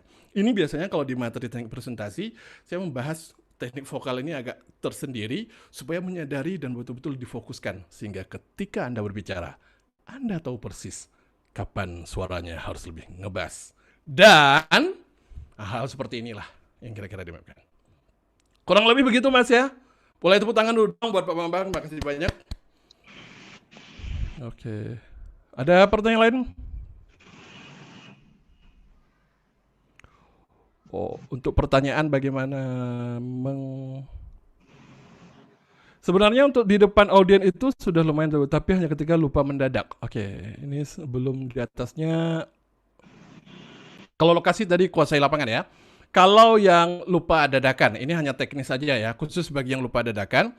Kalau dari segi offline, ini offline. Kalau online Anda kalau lupa bisa lihat-lihat kembali tadi. Kalau offline, kalau udah lupa, contoh, saya mau bahas 3 hal. Bapak dan Ibu sekalian, ada 3 yang menyebabkan kita jadi nervous. 1, faktor materi. Saya jelasin, materi adalah bla bla bla. Lalu yang kedua adalah audien. Yang maksud dengan audien adalah saya jelasin. Dan yang ketiga, tiba-tiba nih lupa, yang ketiga apa ya? Nah, sebelum ngomong yang ketiga, Bapak dan Ibu, sebelum kita masuk yang ketiga, yuk kita review dulu. Yang pertama apa tadi? Ini namanya teknik callback, yakni pura-pura mereview. Padahal nanya ke peserta sambil mikir, nih yang ketiga apa, yang ketiga apa, itu caranya. Biasanya itu adalah hal yang sering saya lakukan ketika merecall, mengingat ketika tertrigger penjelasan, itu menjadi dapat clue. Poin yang ketiganya adalah apa? 2, yang saya lakukan, masih lupa juga. Yang ketiga Bapak Ibu, nanti kita bahas karena ini spesial. Audien kan nggak tahu kalau kita lupa. Lalu yang ketiga, caranya adalah yang terakhir adalah, ini tadi udah ngomong seperti itu juga. Maka yang saya lakukan, maka ini melakukan metode yang paling sering saya pakai. Bapak Ibu, poin nomor 3 saya lupa, tapi 2 tadi itu paling penting sebenarnya. Teknik yang ketiga ini saya menyebutnya dengan teknik declare, apapun yang Anda alami. Begitu juga teknik tanya jawab. Kemarin malam saya ngisi di sebuah forum yang mereka tentang copywriting, bagaimana digital base, bagaimana menyusun funneling dan segala macam. Jatah saya menyiapkan peserta bagaimana agar mereka siap mengisi webinar gitu dengan funneling mereka. Lalu ada pertanyaan di sistem, saya langsung aja declare.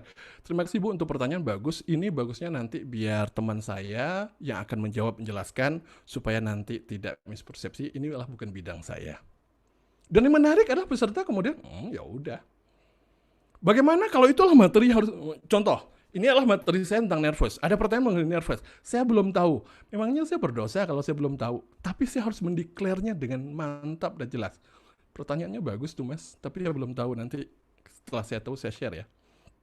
Ada juga yang jawab, mungkin ada punya pengalaman. Nah, ini tekniknya adalah melempar kepada audien. Itu semua teknis lah ya, itu semua teknis. Tapi pada hakikatnya bisa kita lakukan. Melatih audio, mengimprove 4P-nya audio kita biar lebih baik. Ini 4P, pace, power, pitch, oke. Pak Andy, di sesi vokal ini kita bahas lebih konkret supaya materi kita sistematis ya. Yang intinya betul sekali Pak, jeda harus ada, kemudian harus ada pitch controlnya, ada push-nya. Tapi di sini biar kita fokus di nervous Pak ya, mohon izin. Di depan audien, penampilan harus bagaimana? Jadilah diri Anda sendiri, nggak usah jadi orang lain. Data pendukung untuk online mengatasi agar tidak monoton dan tidak fokus pada kertas di depan kita. Data pendukung. Kalau saya itu lebih kepada cara kita meletakkan aja. Sebelum ngomong, kuasai flow-nya. Ini hanya sebagai alat bantu. Nah, kalau ingin memastikan, kadang-kadang kita tinggal baca untuk memastikan pun, tapi kemudian taruh. Tapi tetap kemudian eye level-nya jaga. Wah, saya udah dapat fans malam ini, makasih. Nih Mas tolong dicatat dapat sepeda nih ya, buat Umi Hanifah nih gitu ya. Dapat fans saya gitu. Oke, baik. Oke, sip. Tepuk tangan dong buat kita semuanya ya. Ini tadi hal-hal sebagaimana janji saya di sesi yang terakhir ini, saya ingin bahas bagaimana caranya membawa kecemasan jadi rasa takut atau bagaimana cara kita bisa merilis emosi kita. Ini teknik terapi yang akan saya sharekan. Yang di awal, yang pertama perlu kita sadari Bapak dan Ibu sekalian, ini cara kerja otak kita. Ini di awal ingin saya beritahu bagaimana nanti, biar kita paham bagaimana nervous itu jadi, cemas itu jadi. Yang menarik, otak kita menerima informasi lewat indrawi. Pendengaran, penglihatan, penciuman, perasa, peraba, dan segala macam. Setelah kita mendapatkan informasi, sebelum kita menjadi emosi mengalami, ternyata ada proses memaknai. Baru kemudian ada rasa dan aksi. Contoh singkat aja langsung begini. Ini bagaimana cara kerja pikirannya ingin saya katakan.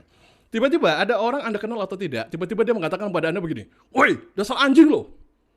Begitu Anda mendengar ada orang mengatakan dasar anjing lo, maka respon orang, reaksinya, ada model begini.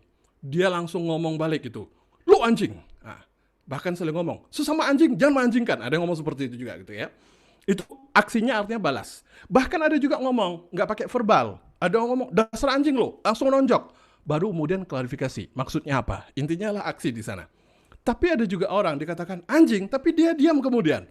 Pas dia diam, dia menanya-nanyakan, kok dia ngomong anjing ya? Tapi ada juga orang mengatakan, Mas ya kalau dia ngomong anjing itu bawaannya marah, kesel, sakit hati. Itu namanya adalah emosi dan aksi. Kita analisa sekarang. Anda merasa diapain kok sampai marah? Anda merasa diapain kok sakit hati? Anda merasa diapain kok sampai nggak nerima dikatakan oleh orang yang Anda kenal atau tidak Anda kenal dikatakan anjing? Yang menarik jawabannya adalah, Mas, saya disamakan dengan binatang. Saya sedang dihina. Saya sedang dicaci maki. Saya sedang dilevelkan menjadi anjing hina dina. Itu cara menerjemahkan, berarti adalah gara-gara memaknai saya dimarahi, saya sedang makan dengan binatang, maka jadi marah, setelah marah kemudian jadi aksi.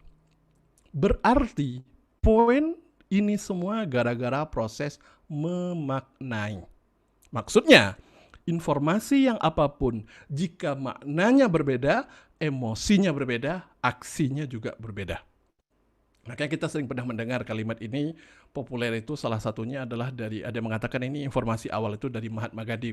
Beliau mengatakan, apa yang kita pikirkan, maka ini akan menjadi apa yang akan kita rasakan. Apa yang kita rasakan, maka itu akan menjadi aksi kita, tindakan kita. Dan tindakan kita akan menjadi sebuah realita hasil dalam hidup kita. Itu kata Mahatma Gandhi. Yang intinya di sini berarti, mengubah aksi, ubah emosi dulu. Mau confident, maka perasaan cemasnya ubah dulu. Mau mengubah perasaan cemas, katakanlah takut salah, maka ubah dulu. Memangnya apa yang direspon dengan salah? Kok sampai membuat tidak nyaman, sampai jadi deg-degan, sampai jadi gemetar? Berarti ini semua berawal dari makna. Contoh, saya hari ini diomongin, Mas, dasar anjing lo. Saya akan merespon seperti ini maknanya. Ya Allah, nih orang gak bisa membedakan manusia dengan binatang. Jelas-jelas kepala botak dibilang anjing. Ini jangan-jangan matanya bermasalah deh nih orang. Gak bisa membedakan mana binatang, mana manusia. Itu yang saya artikan. Bahkan ada teman saya mengatakan begini, Mas, aku dikatakan anjing itu bahkan terima kasih banget. Loh, kok bisa? Dia sedang mendoakan aku di komunitas muslim. Ada namanya Ashabul Kahfi, sahabat-sahabat yang mereka itu masuk dalam gua karena dikejar oleh raja yang zalim. Lalu yang menjaga mereka itu adalah ada seekor anjing. Yang dikatakan anjing ini pun masuk ke dalam surga. Jadi ketika ada orang mengatakan, Mas, dasar anjing loh, dia mengatakan, ini orang sedang menyamakan aku dengan anjing yang masuk surga itu tadi. Ini semua persoalan frame, ini semua persoalan bagaimana cara kita memaknai, bagaimana cara kita mempersepsikan. Yang dimana makna yang kita buat benar-benar mengubah rasa dan emosi kita, sehingga behavior kita ikut berubah. Tapi ingat, ini bukan afirmasi positif. Saya pede. Pas maju ke depan tetap aja tuh gemetar gitu. Itu artinya adalah tidak sampai kepada rasa. Kata-kata berupa makna di sini sampai mengubah perspektif, mengubah imajinasi, dan mengubah rasa yang kita alami. Kemudian behavior kita juga berubah. Caranya adalah yang bisa kita lakukan dengan sebuah teknik namanya laddering method. Apa itu laddering method? Mengajukan pertanyaan sampai membuat kita harus memutuskan lawan atau lari. Teknik laddering method ini membuat kita untuk masuk ke dalam inti sebenarnya apa yang paling saya takutkan. Sehingga kita akan mengambil keputusan lawan atau lari. Setelah memutuskan lawan atau lari, kita akan menemukan perspektif baru. Dan di mana perspektif baru itu emosi kita berubah, maka respon kita pun juga ikut berubah. Perhatikan contohnya baik-baik. Bapak dan Ibu sekalian nanti sesuaikan dengan apa yang menjadi problem Anda ya. Jadi bagi teman-teman yang tadi sudah sempat nulis, tolong dicek apa yang paling mengganggu Anda kalau ngomong di depan. Apa yang Anda khawatirkan? Contoh, takut salah, takut ditertawain, takut dinilai jelek, whatever. Disesuaikan aja. Saya akan ngambil contoh real kasus. Kepala cabang, sebuah bank yang ada di Bandung. Saya tidak menyebutnya itu BJB ya. Jadi ini kasusnya ada di bank kepala cabang levelnya. Habis sholat Jumat, karena di kelas sempat saya sharing, saya bisa menterapi dalam hal ini. Dia ngomong kemudian, "Bang, sharing dong." Emang kenapa? Saya kalau udah ngomong di depan itu bawaannya menjadi tidak meyakinkan. Saya langsung di kepala saya gali informasi. Itu biasanya kalau ngomong di depan siapa? BOD bang, para board of director. Itu bawaannya kok jadi nggak meyakinkan gitu. Nggak meyakinkannya gimana? Contoh mas ya, kata dia. Saya sudah melakukan project dan analisa. Ini paling maksimal kita bisa dapat adalah 9. Tapi justru tiba-tiba kemudian BOD-nya ngomong, yang benar nih 9, bukannya 7. Itu entah kenapa saya nggak berani mengatakan, enggak kok Pak, ini 9 bisa kita capai, karena itu nggak berani. Tapi justru, oh iya Pak, 7 Pak, bukan 9. Bawaannya nggak bisa meyakinkan. Berarti masuk kategori adalah out control, mengganggu sudah. Nggak bisa mengkonfin datanya data dia. Kalau diminta sesama teman-teman manajer ataupun kepala cabang bagaimana? Nggak jadi masalah, saya bisa melakukannya, kata dia. Oke, ketemu akar masalahnya, ketemu audiennya. Lalu yang saya lakukan pada dia begini. Oke, saya jelaskan terlebih dahulu apa itu takut dan cemas. Sudah selesai, dia paham, oh berarti cemas. Kemudian saya akan mengatakan begini, ini semua kan apa yang terbesit dalam pikiran. Maka yang akan kita lakukan sekarang adalah, tolong bayangkan dan imajinasikan, seolah-olah betul-betul akan berhadapan di depan BOD mau presentasi sesuatu. Dan takut salah ngomong. Udah kata dia, oke. Tolong bayangkan baik-baik, seakan-akan ini real akan terjadi. Nanti saya cuma mengajukan 2 pertanyaan. Bagaimana kalau itu terjadi? Bayangkan apa yang terjadi kemudian. Lalu apa artinya? Artinya peristiwa yang terjadi itu apa artinya bagi abang? Faham dengan pertanyaan saya? Faham, kata dia. Saya membuat kemudian alarm ataupun guidance. Nggak boleh cari solusi, yang boleh adalah kira-kira apa respon untuk melawannya. Kategorinya adalah begitu. Kira-kira apa yang terjadi, apa yang dilakukan. Ngerti? Ngerti, kata dia. Kita akan mulai. Bayangkan ngomong depan BOD, lalu tiba-tiba sedang jelaskan, lalu ada salah ucap dan salah ngomong. Bagaimana kalau itu terjadi? Bayangkan nih, real sekarang, anggap real itu sekarang. Tiba-tiba di imajinasi dia muncul. Orang-orang pendengar jadi salah mengerti apa yang saya maksud. Itu menurut dia. Apa artinya bagi Anda ketika para BOD salah mengerti apa yang Anda jelaskan? Saya membuat kesalahan. Pertanyaannya balik lagi. Bagaimana kalau itu terjadi? Membuat kesalahan di depan para BOD.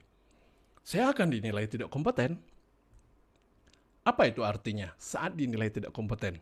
Itu berarti saya tidak layak berbicara. Saya tidak layak presentasi. Saya tidak layak dengan jabatan saya saat ini.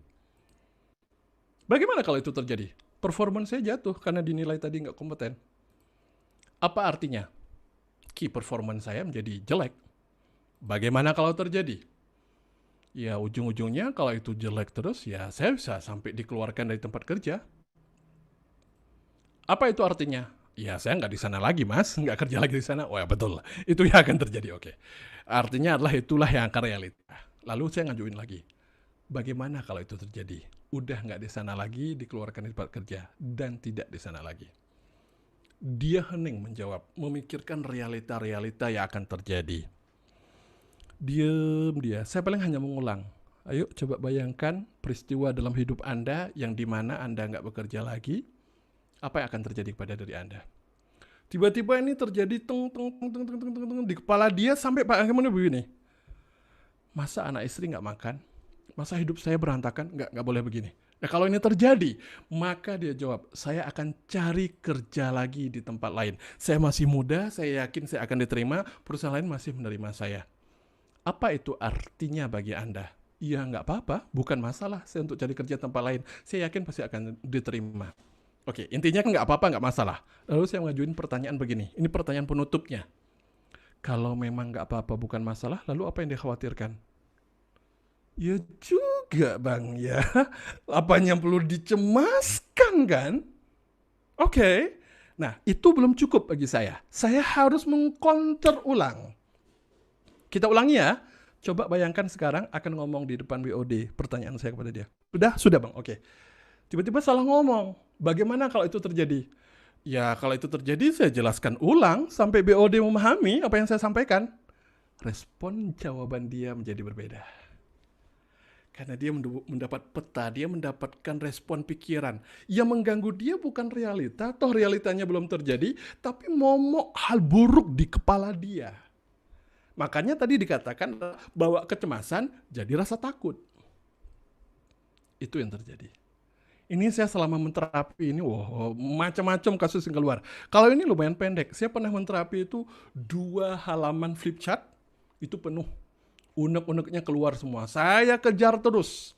Sampai kapan? 1, dia memutuskan lawan atau lari. 2, sampai keluar menjadi dia seakan-akan melihat justru banyak sisi positif yang justru akan berdampak dalam hidupnya. Bukan negatif yang akan dihadapi. Negatif artinya adalah suatu hal yang buruk itu. Ada yang pernah, ujung nih ya, di bagian ujung. Bagaimana kalau itu terjadi? Saya hopeless, saya bisa-bisa depresi. Apa itu artinya? Saya merasa hidup saya tidak bermakna. Bagaimana kalau terjadi? Lebih baik saya mengakhiri hidup saya aja. Apa itu artinya? Saya bunuh diri. Bagaimana kalau itu terjadi? Saya meninggal. Apa artinya? Saya nggak di dunia ini lagi. Bagaimana kalau itu terjadi? Nggak tahu mas, soalnya saya belum pernah mati, kata dia. Benar jawaban dia. Dia belum pernah mati. Tapi yang menarik, lalu apa respon Anda mulai sekarang? Yang menarik nih jawaban dia. Dia terjadi meaning yang berbeda. Dia ngomong jawabannya begini. Ya udahlah mas, ngomong aja. Nggak hari ini atau besok saya juga mati kan. Yang paling saya takutkan ujungnya mati kan. Public speaking nggak bikin mati lah. Entah kenapa terjadi idea yang menyebabkan dia menjadi beda cara menyikapi. Ketika beda menyikapi, emosi berbeda, behavior juga berbeda, maka pas maju ke depan pun menjadi siap. Tapi ingat, bisa jadi Anda akan menterapi psikologis. Tapi jam terbang Anda ngomong di depan itu belum terbiasa. Maka yang saya katakan, bagi yang belum banyak jam terbang, itu bukan karena psikologis. Tapi hanya karena faktor fisik, nggak bisa bohong, harus membiasakan dengan realita. Contoh, bagi Anda yang pernah belajar naik mobil manual, baca buku manual, khatam betul. Anda tahu teknisnya. Ketika mau berbelok, supaya pas dapat belokan, maka pastikan kalau ini adalah arah mobil, pastikan itu arah belokan itu mendekati dengan bahu. Maka ini kalau setirnya dibanting, itu udah pasti dapat tuh. Supaya pas presisi gitu, dapat muter. Itu kan teknik teori. Tetap aja tuh begitu pegang nyetir, kakinya bergetar di awal.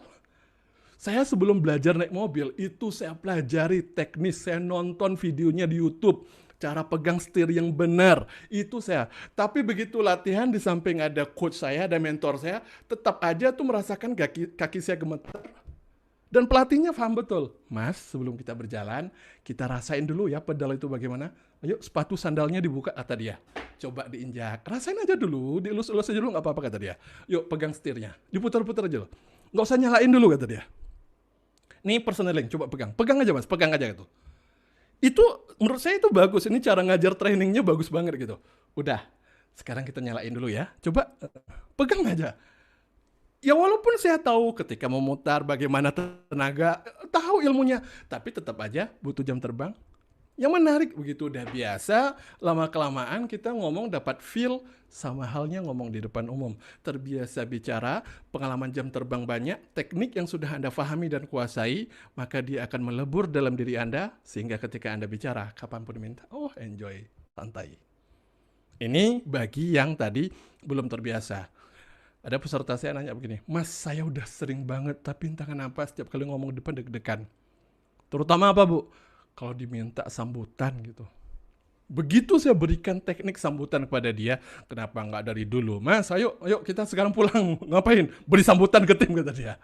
Setelah dia tahu ilmunya, udah selesai. Karena jam terbang udah banyak.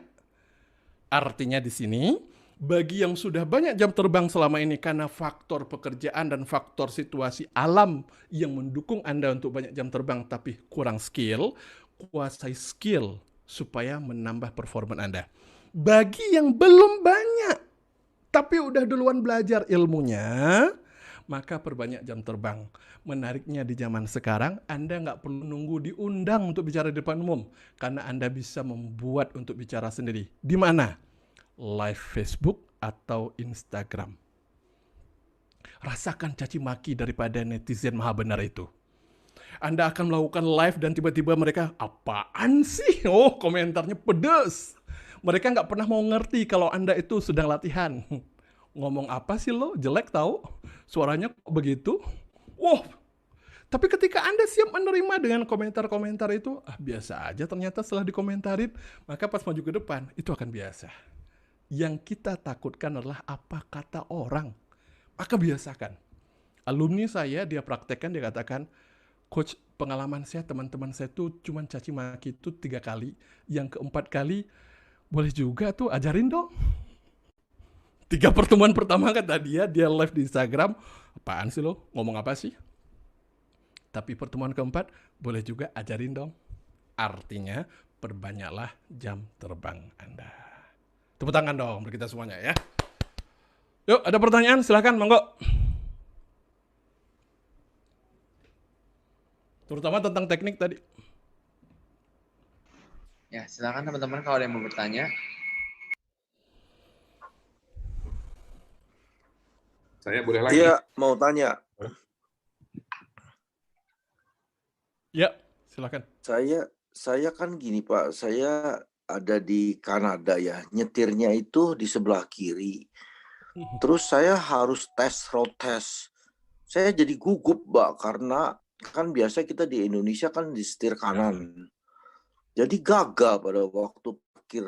Padahal baru parkir gagal karena grogi Pak. Gimana mengatasinya Pak? Baik, kembali Pak, coba disadarin. Groginya tadi itu seperti yang saya katakan, apakah karena faktor tidak memahami cara, apakah faktor memahami orang di samping, atau memang kalau kita konteksnya mobil di sini Pak ya, itu kalau kita public speaking namanya adalah lokasi. Maka mau nggak mau adalah familiar dengan setir sebelah kiri, khusus buat konteks-konteks seperti ini Pak. Ini obatnya selain dari teknis pola pikir ya, tapi reality untuk membiasakan dari sebelah kiri itu menjadi berpengaruh. Artinya maksud saya adalah bila memungkinkan, sekali lagi ini bila memungkinkan karena ini harus reality, di tempat-tempat tertentu ada mobil yang dikenali relasi untuk merasakan view dari sebelah kiri itu akan jadi seperti apa. Yang menarik secara manusiawi, kita pasti akan agak lumayan kagok di awal-awal untuk penyesuaian yang tadi kanan tiba-tiba jadi kiri. Saya secara pribadi yang setir sebelah kiri belum pernah pegang Pak, tapi yang ingin saya katakan adalah reaksi secara psikologis itu pasti akan berusaha mencari titik kenyamanan terlebih dahulu. Makanya terhadap hal yang nyetir seperti ini, di aspek hasil ini di luar pembahasan di sini Pak ya, karena itu variabelnya akan banyak, tetapi saya fokus kepada grogi yang Bapak alamin itu. Sebelum proses, karena Bapak udah dapat penjelasan ini tadi, coba Bapak sadari Pak, ini apa yang membuat saya sampai grogi? Apakah teknisnya belum saya kuasai? Apakah karena pola pikir saya tertentu? Kalau pola pikir, apa yang saya khawatirkan? Saya dulu dimotivasinya adalah seperti ini, dapat informasi. Jangan takut salah nabrak Mas, udah ada asuransinya kok. Namanya juga latihan. Ya selama Masnya nggak nabraknya ogal-ogalan, lecet dikit, ya itu kan sudah masuk dalam asuransi gitu. Jadi belajar aja lah, agak kesenggol dikit oke. Diomongin kayak begitu entah kenapa itu jadi pede gitu. Yang saya khawatirkan lah area-area kan, waduh ganti rugi lebih daripada kursus. Kursus cuma 700.000, ganti rugi bisa-bisa 1 juta. Itu kan yang dikhawatirkan. Tapi pas dengar, aman Mas, sudah ada asuransi. Oh, artinya kan saya tahu ini menyebabkannya apa. Kembali grogi yang tadi, intinya kenali. Ini sebenarnya apa yang terjadi pada diri saya, apa yang saya pikirkan, sampai membuat saya jadi grogi seperti ini. Tipsnya di situ Pak, setelah mengenalinya, baru kemudian diatasi. Kalau itu psikologis, tantang dengan pertanyaan tadi. Kalau ini terjadi bagaimana? Apa artinya bagaimana? Kalau ini terjadi, apa artinya? Tanya terus, sering bertanya kepada saya, Mas kapan saya berhenti? 1, Anda akan memutuskan lawan atau lari. 2, biasanya itu yang hasilnya adalah positif di ujungnya. Begitu Pak. Baik, terima kasih Pak. Yuk, sama-sama. Oke. Terima kasih banyak. Ada pertanyaan lagi dari Pak Novanto. Saya sering melakukan kesalahan penggunaan kata seperti sebagaimana yang sudah saya sampaikan atau seperti yang saya sampaikan. Bagaimana mengatasinya? Terima kasih. Baik. Ini sebenarnya ada di teknik verbal, di vokal tadi sempat ada yang tanya juga tentang ini, namanya adalah filler word. Inti dari filler word adalah mengeluarkan kata-kata yang tidak punya makna yang berulang, dan segala macam, itu namanya filler word. Kenapa itu terjadi? Karena mengisi untuk mikir. Semua orang filler word itu keluar karena dia mikir. Artinya, yang perlu dilakukan adalah mengubah kebiasaan mikir dari ya oke, daripada keluar yang barusan seperti kalimat yang barusan ini, saya pernah keluar itu filler word-nya adalah. Adalah itu sering nggak pada tempatnya. Dari mana saya tahu? Teman saya beri feedback dan video saya nonton. Lalu menyadari supaya kata adalah itu nggak keluar. Lalu mengubahnya dengan behavior baru. Apa behavior baru yang perlu diubah? Setiap kali saya mikir, satu, saya akan diam. Daripada saya mengeluarkan, maka diam. Dua, selama ngomong, sebelum diam, boleh dilakukan memanjangkan nada. Yang saya maksud Bapak dan Ibu, Bapak dan Ibunya itu dipanjangin gitu. Tapi jangan sampai kepanjangan kemudian ada irama yang beralun-alun. Bapak dan Ibu, itu jangan sampai itu terjadi juga ya. Jangan sampai itu terjadi juga. Cukup yang saya maksud adalah mungkin, itu sebenarnya mungkin apa nih?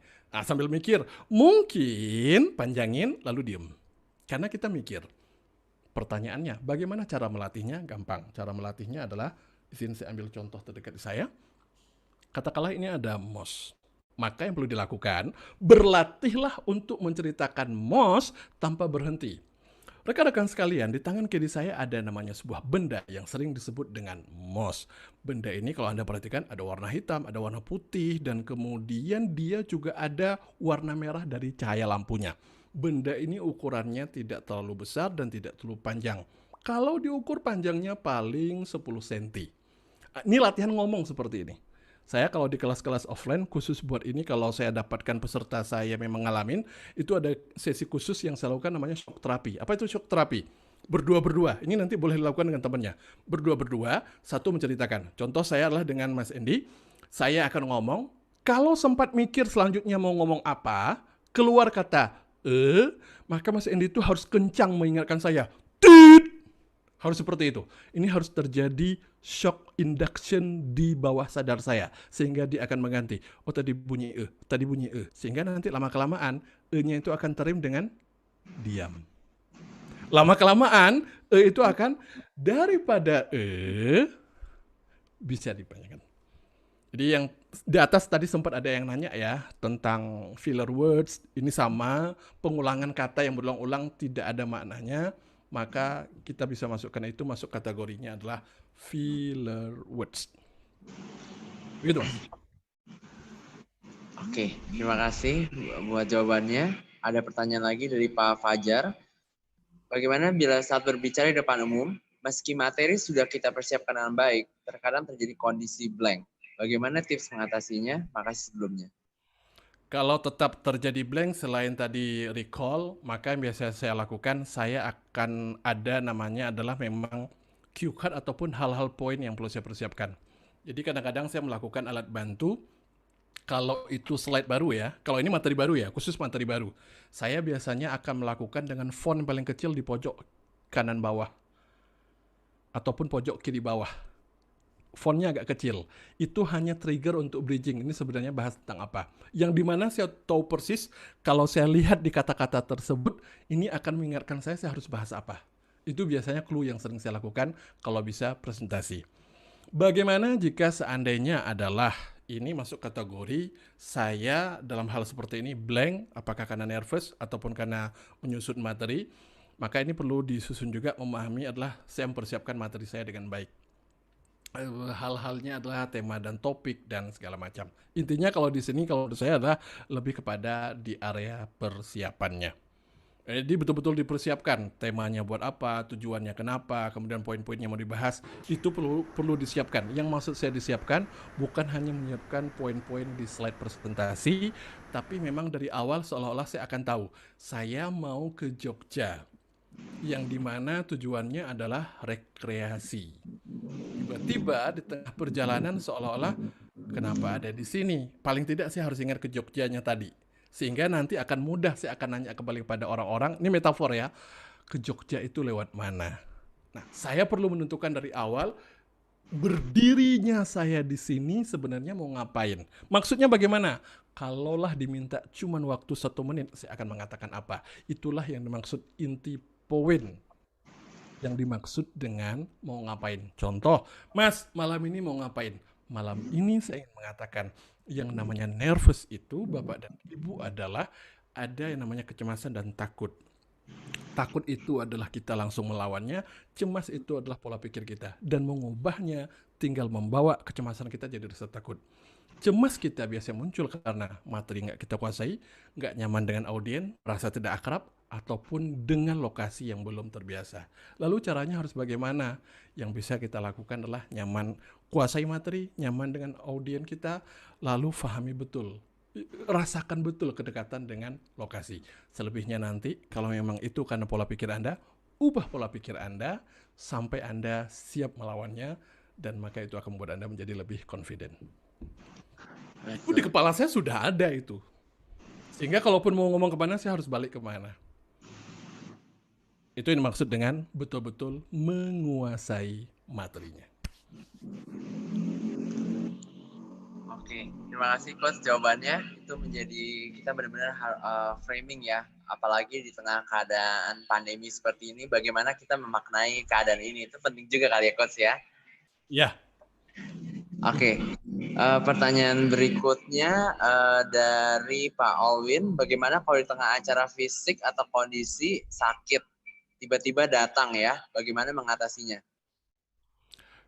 Kalau memang sudah tidak mampu, selesaikan, karena itu akan menjadi lebih baik. Tapi kalau masih mampu, tetap lanjutkan tanpa meminta excuse. Saya pernah mengalaminya waktu di Purwokerto, di tengah-tengah itu karena faktor kelelahan. Tiba-tiba lagi berdiri itu saya hampir mau jatuh, saya sadar gitu. Lalu apa yang saya lakukan? Sebentar Bapak dan Ibu ya. Lalu saya ambil kursinya. Oke. Tapi saya duduk dengan tegak.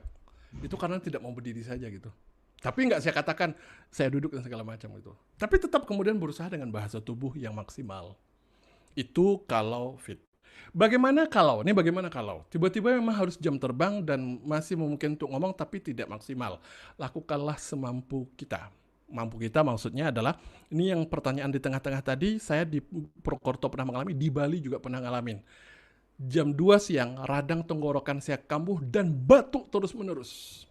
Sampai titiknya, saya nggak bisa ngomong lagi, dan yang terjadi kemudian adalah, saya langsung ke kesimpulan, dan peserta pun saya melihat adalah mereka mengerti, dan ini saatnya untuk diakhiri gitu. Bagi peserta, prefer untuk diakhiri, karena nggak jelas lagi saya ngomong apa gitu. Tapi saya nggak minta excuse, paling saya mengatakan, mohon maaf Bapak Ibu, saya nggak tahu nih kenapa hari sampai begini. Justru mereka mengatakan, Pak habis nih segera berobat ya. Justru mereka memberi support gitu. Sebelum mengajar pernah juga, ini saya sariawan, kanan, kiri, atas, bawah, sama di bagian bawah lidah. Jadi kalau ngomong sebenarnya lebih enak begini. Tapi di kelas saya tetap berusaha maksimal. Teman saya, tim seperti Mas Andi seperti ini, dia ngomong ke saya, kok kayak malam ini kurang perform, lagi sariawan. Oh ya sudah. Tapi di kelas saya nggak ngomong, oh, teman-teman maaf ya malam ini saya lagi sariawan. Saya nggak melakukan excuse tuh. Karena bagi peserta ngomong begini, Bapak kalau sakit nggak usah ngajar, kita pulang aja yuk. Ini haram hukumnya bagi kita peserta minta excuse kepada peserta.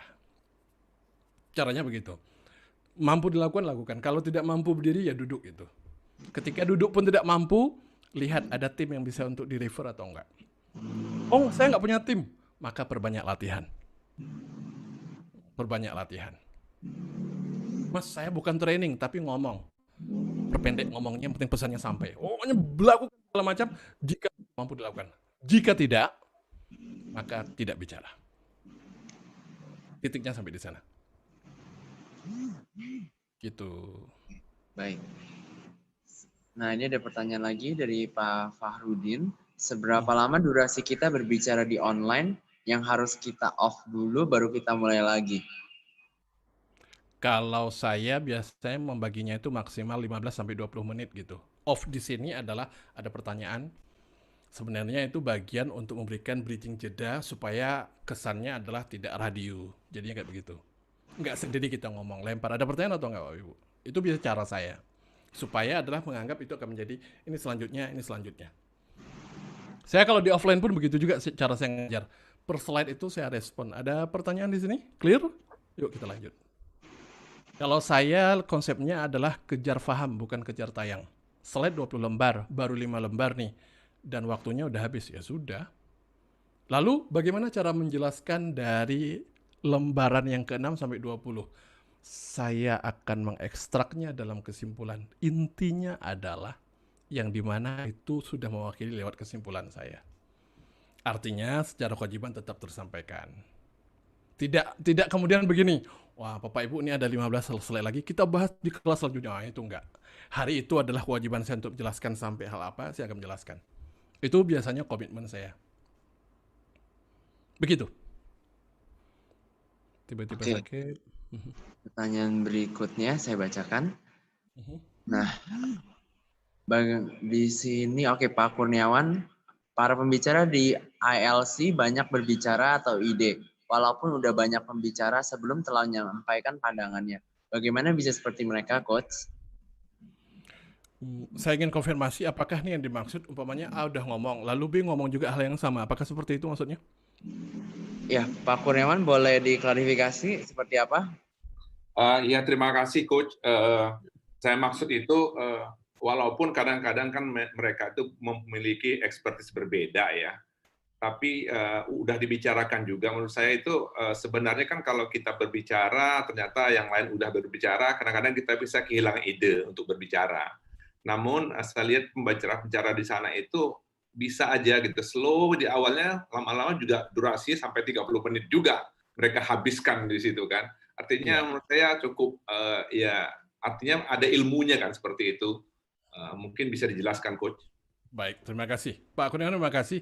Saya ingin mengatakan pada teman-teman, ini adalah sudah masuk kategorinya adalah untuk komunikasi bagaimana dalam ranah politik. Statement ini saya ambil dari Mas Tanto Yahya. Ini kalimat beliau. Ketika saya berada menjadi anggota dewan, saya ada melihat satu unsur di balik dari apa yang saya ajarkan, kata beliau. Saya di kelas public speaking ngajarin orang, jika Anda bisa berbicara dengan 8 kata, kenapa harus 20 kata? Jika sudah ada kata-kata yang sama disampaikan, kenapa Anda harus mengulang lagi, sehingga memaksa orang harus mendengar lagi hal yang sama? Itu yang saya ajarkan, kata Mas Tantowi. Dan ketika saya berbicara, saya harus itu konkret, clear, inti poinnya apa. Tapi ketika saya berada di anggota dewan, ini kalimat Mas Tantowi ya, justru saya mendapatkan kebalik. Ada udah disampaikan oleh Pak Hamid, lalu kemudian Pak Kurniawan ataupun saya akan ngulangi lagi yang sama. Kemudian tidak bisa membedakan mana pertanyaan, mana pernyataan. Dan yang menarik, orang-orang yang mampu ngomong seperti ini, karirnya langgeng jadi anggota dewan. Jadi Mas Tantowi mengatakan adalah orang-orang yang langgeng di sana bukan jago ngomong effectively dan clearly, tetapi yang jago ngomong muter-muter, ngabisin waktu kesempatan untuk ngomong, show lebih banyak, itu karirnya lebih banyak. Jadi kalau pertanyaan Kurniawan di sana adalah dari sudut kemampuan seperti mereka Pak memang belajar adalah bagaimana di tatanan, kalau saya menyebutnya adalah abstrak, tidak di tatanan mendetail. Kenapa dilakukan sampai di abstrak? Susah untuk nanti untuk diminta diklarifikasi karena itu terlalu luas dan mereka menguasai pola-pola komunikasi adalah diplomasi. Diplomasi itu ranah-ranah area yang membuat orang itu adalah tidak bisa dijudge benar atau salahnya. Berbicara menggunakan pola-pola kalimat bersayap. Kan saya tidak menyebutkan nama nanti ketika mereka dijudge dan segala macam. Mereka mempelajari hal-hal seperti itu. Justru kalau saya Pak, kalau diminta mestinya kita harus bagaimana? Kalau memang bisa bicara sedikit aja, kenapa harus diperpanjang? Nah, tapi kadang-kadang momentum ini konteks ya, saya ingin mengatakan kemampuan yang seperti ini bagi public figure konteksnya politikus, kemampuan seperti ini tuh makin bagus. Entah karena faktor audiens yang tidak kritis atau apa, saya tidak tahu. Tetapi kalau ingin melihat performan itu akan dianggap itu penilaiannya bagus. Tapi kalau diminta ke saya, dinilai dari segi ilmu hukum komunikasi, ini terlalu buang waktu yang mestinya bisa didiskus yang lain. Jadi kalau pertanyaan Pak Kurniawan tadi, bagaimana mempelajari tentang bagaimana pola komunikasi diplomasi, menguasai bagaimana teknik bicara yang bersayap, menguasai bagaimana adalah mengelaborasi sesuatu yang sudah dibahas sebenarnya sudah konkret, tapi kemudian tinggal mengulang dengan cara diputar, bawa konteks yang lain, kemudian balik lagi ke sini. Padahal kalaupun mau diingat-ingat, sebenarnya nggak ngomong apapun tuh. Tapi kesannya waktu tadi adalah menjadi dapat gitu. Itu jam terbang akan mempengaruhi juga adalah bagaimana teknik menjawab. Saya pernah dapat private peserta saya anggota dewan. Pak, saya secara pribadi itu nggak setuju dengan yang namanya adalah LGBT. Tapi kan ini saya sebagai anggota dewan, kalau ditanya nanti bagaimana dengan ada kasus tempat saya, dia menceritakan di sebuah tempat. Oh, cara jawabnya gini Pak, diplomasi. Mas ingin menanyakan saya sebagai personal atau saya sebagai anggota dewan? Kalau tanya personal Mas, saya tetap menyatakan dengan keyakinan saya dan value saya tidak setuju. Tapi Mas, saya ini anggota dewan yang ingin mengatakan adalah mereka ini masyarakat Indonesia. Mereka ini adalah makhluk yang terlahir di bumi Indonesia ini yang mereka punya hak dan kewajiban yang sama. Mau apapun dia, punya hak dan harus diperlakukan dengan hukum-hukum yang ada. Ketika di LGBT kita harus terima itu selama hukum negara kita mengatakan tidak bersalah, nggak ada manusia siapapun di muka bumi ini harus menyalahkan dia selama dia berada di Indonesia. Karena hukum kita ada dan kita harus pegang pada asas yang berlaku, maka untuk penyelesaiannya kita serahkan pada pihak berwenang dan ini juga kita godok kalau seandainya ini diperlukan nanti ada usulan dari masyarakat, saya sedang mengumpul pada masyarakat, kalau ini harus diputuskan mungkin ada perda dan segala macam, nanti kita putuskan. Yang jelas untuk sementara kita terima mereka sebagaimana yang sudah berlaku secara hukum negara. Saya beri contoh begitu, oh Pak bagus gini ngomong, ini pasti laku Pak jadi anggota dewan kalau begini kata dia. Ya padahal tinggal ngomong, ini tinggal perspektif gitu. Kurang lebih begitu Pak contohnya. Mantul Pak. Yuk, makasih. Oke, sebelum karena sesi juga waktunya sudah hampir berakhir, saya akan bacakan nih masih ada beberapa pertanyaan. Oke, Pak Radiansyah itu tanya apa tadi Mas? Pak Radiansyah, bagaimana menghilangkan nervous pada pertengahan pembicara agar kembali normal? Oke Pak, kalau di saya Pak, kalau tiba-tiba nervous di tengah, saya akan membantu, ini cocok buat saya loh ya, membantunya lewat vokal. Vokalnya artinya adalah saya semacam melepaskan energinya itu dengan cara melepaskan. Jadi, nah, itu sengaja saya lakukan sebenarnya semacam melepaskan yang namanya tadi emosi nervousnya. Entah kenapa ketika bersuara keras seperti itu seolah-olah kayak di pantai, itu kalau saya. Ya selama digunakan pada konteks yang tepat gitu. Audiens tidak akan tahu, tapi jangan berulang itu aja gitu sesekali. Begitu Pak kalau di tengah-tengah. Kalau di tengah-tengah yang terjadi. Makasih Gus. Oke, di pertanyaan masih ada sebelum kita respon untuk open? Iya, masih ada teman-teman yang mau bertanya untuk mau raise hand langsung boleh ya. Oke, saya unmute dulu. Ya silakan. Faisal, Pak Faisal silakan. Ya Pak. Ya.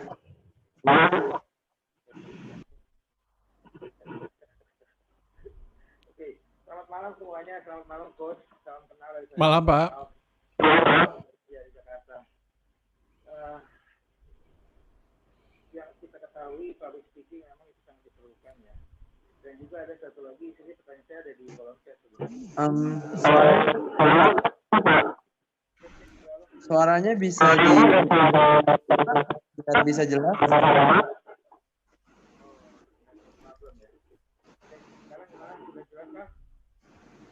Masih belum jelas.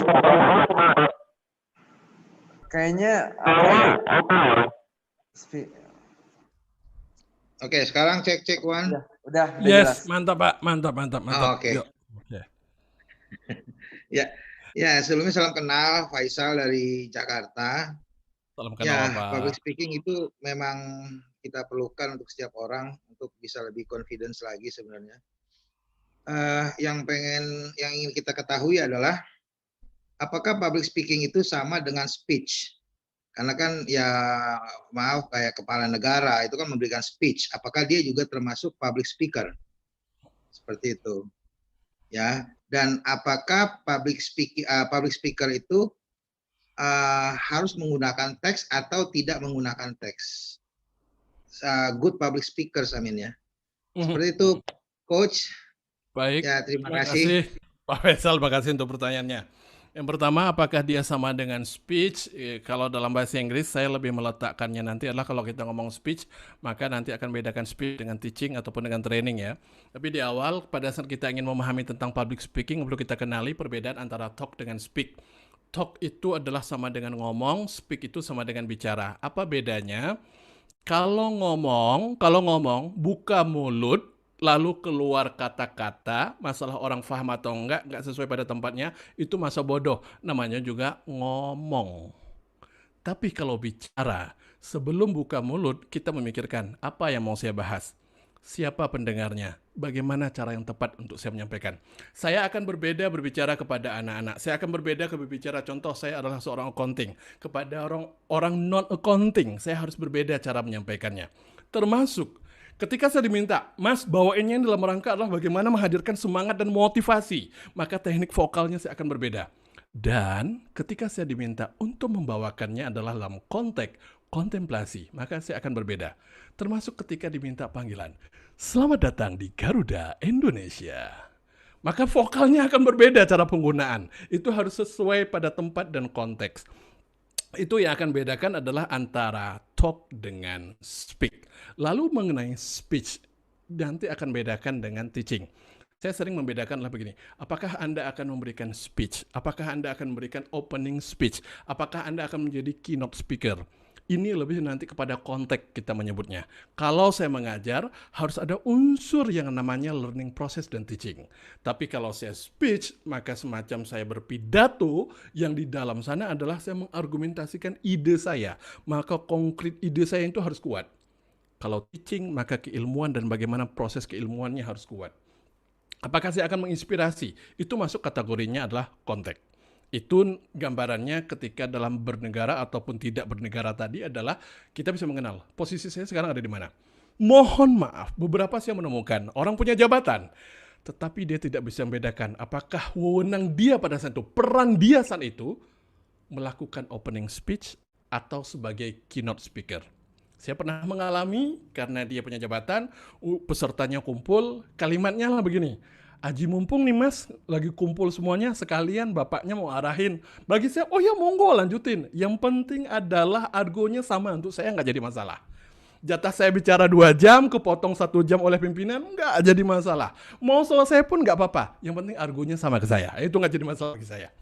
Nah, saya mengatakan, jika Anda seorang pemimpin sadar diri, Anda diminta jadi opening speech atau keynote speaker. Itu beda wewenang, itu beda cara menjalankannya. Itu berhubungan tentang speech tadi. Apakah boleh membawa teks? Boleh. Kapan? Di acara-acara yang sakral, di acara-acara yang dimana adalah untuk memastikan itu adalah nanti supaya tidak salah ngomong. Ini sebenarnya cara berpikirnya ya. Ketika ada orang ngomong di depan, membawa teksnya, itu sebenarnya dia ingin ngomong kepada orang lain. Apa yang akan saya katakan ini sesuatu yang penting banget. Saking pentingnya, saya nggak mau nanti salah bicara. Makanya saya mau bawa teks. Kalau masih ingat kejadian di New Zealand dan kemudian bupatinya lah, wali kotanya, dia bicara di depan masyarakat, ada juga polisi, kemudian dia bawa teks. Tapi teks itu sebagai alat untuk mengkomunikasikan visual. Ini sangat penting sampai dituliskan dan nggak boleh salah ngomong. Ketika saya ngomong, saya tidak baca, tapi saya tetap bicara. Itu boleh bawa teks menunjukkan sakral dan penting. Makanya kalau di Muslim itu ditanya apakah khutbah boleh bawa teks, sangat dianjurkan supaya nggak salah.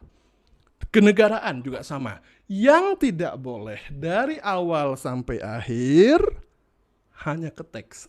Kalau itu terjadi, maka audiens akan mengatakan begini, Bapak boleh di email saja atau di WA saja biar saya baca sendiri daripada Bapak yang membacakan. Bedakan konteks, apakah cara penyampaian atau boleh bawa atau tidak. Pertanyaan boleh bawa atau tidak? Boleh. Karena itu menunjukkan kesakralan. Speech memungkinkan. Tapi kalau teaching 2 jam bawa teks, kayaknya 1 buku habis tuh. Makanya lihat konteks kembali. Itu Pak jawabannya tuh Pak Faisal. Boleh saya tambahkan sedikit? Yuk Pak. Ya, jadi yang saya tangkap berarti speech and public speaking itu dua hal yang berbeda ya.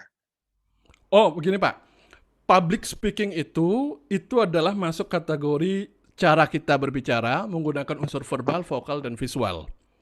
Beda dia konteks, maka beda cara penggunaan. Speech bagi saya itu konteks. Public speaking skillnya. Oke. Public speaking itu skillnya. Public speaking itu pisaunya mau dipakai untuk apa jadi speech. Oh. Jadi teaching, jadi training, jadi presentation, itu konteks. Tapi skillnya tetap akan ada. Verbal, vokal, visual. Itu adanya di ranah public speaking. Jadi makanya tidak ada kan, dan public speakingnya disampaikan oleh, speechnya disampaikan oleh, teachingnya akan diajarkan oleh, trainingnya akan delivery oleh, pasti akan begitu karena konteksnya. Stand up komedinya akan disampaikan oleh siapa? Tapi dia menggunakan skill public speaking di sana. Apalagi ngajar sebagai trainer offline, bukan hanya public speaking, facilitating dipakai, mentoring digunakan, teknik coaching dipakai, teknik terapi dipakai. Itu kalau udah training blended udah. Tapi ada salah satu skillnya adalah public speaking. Verbal, vokal, visual. Begitu Pak. Oke, luar biasa sekali.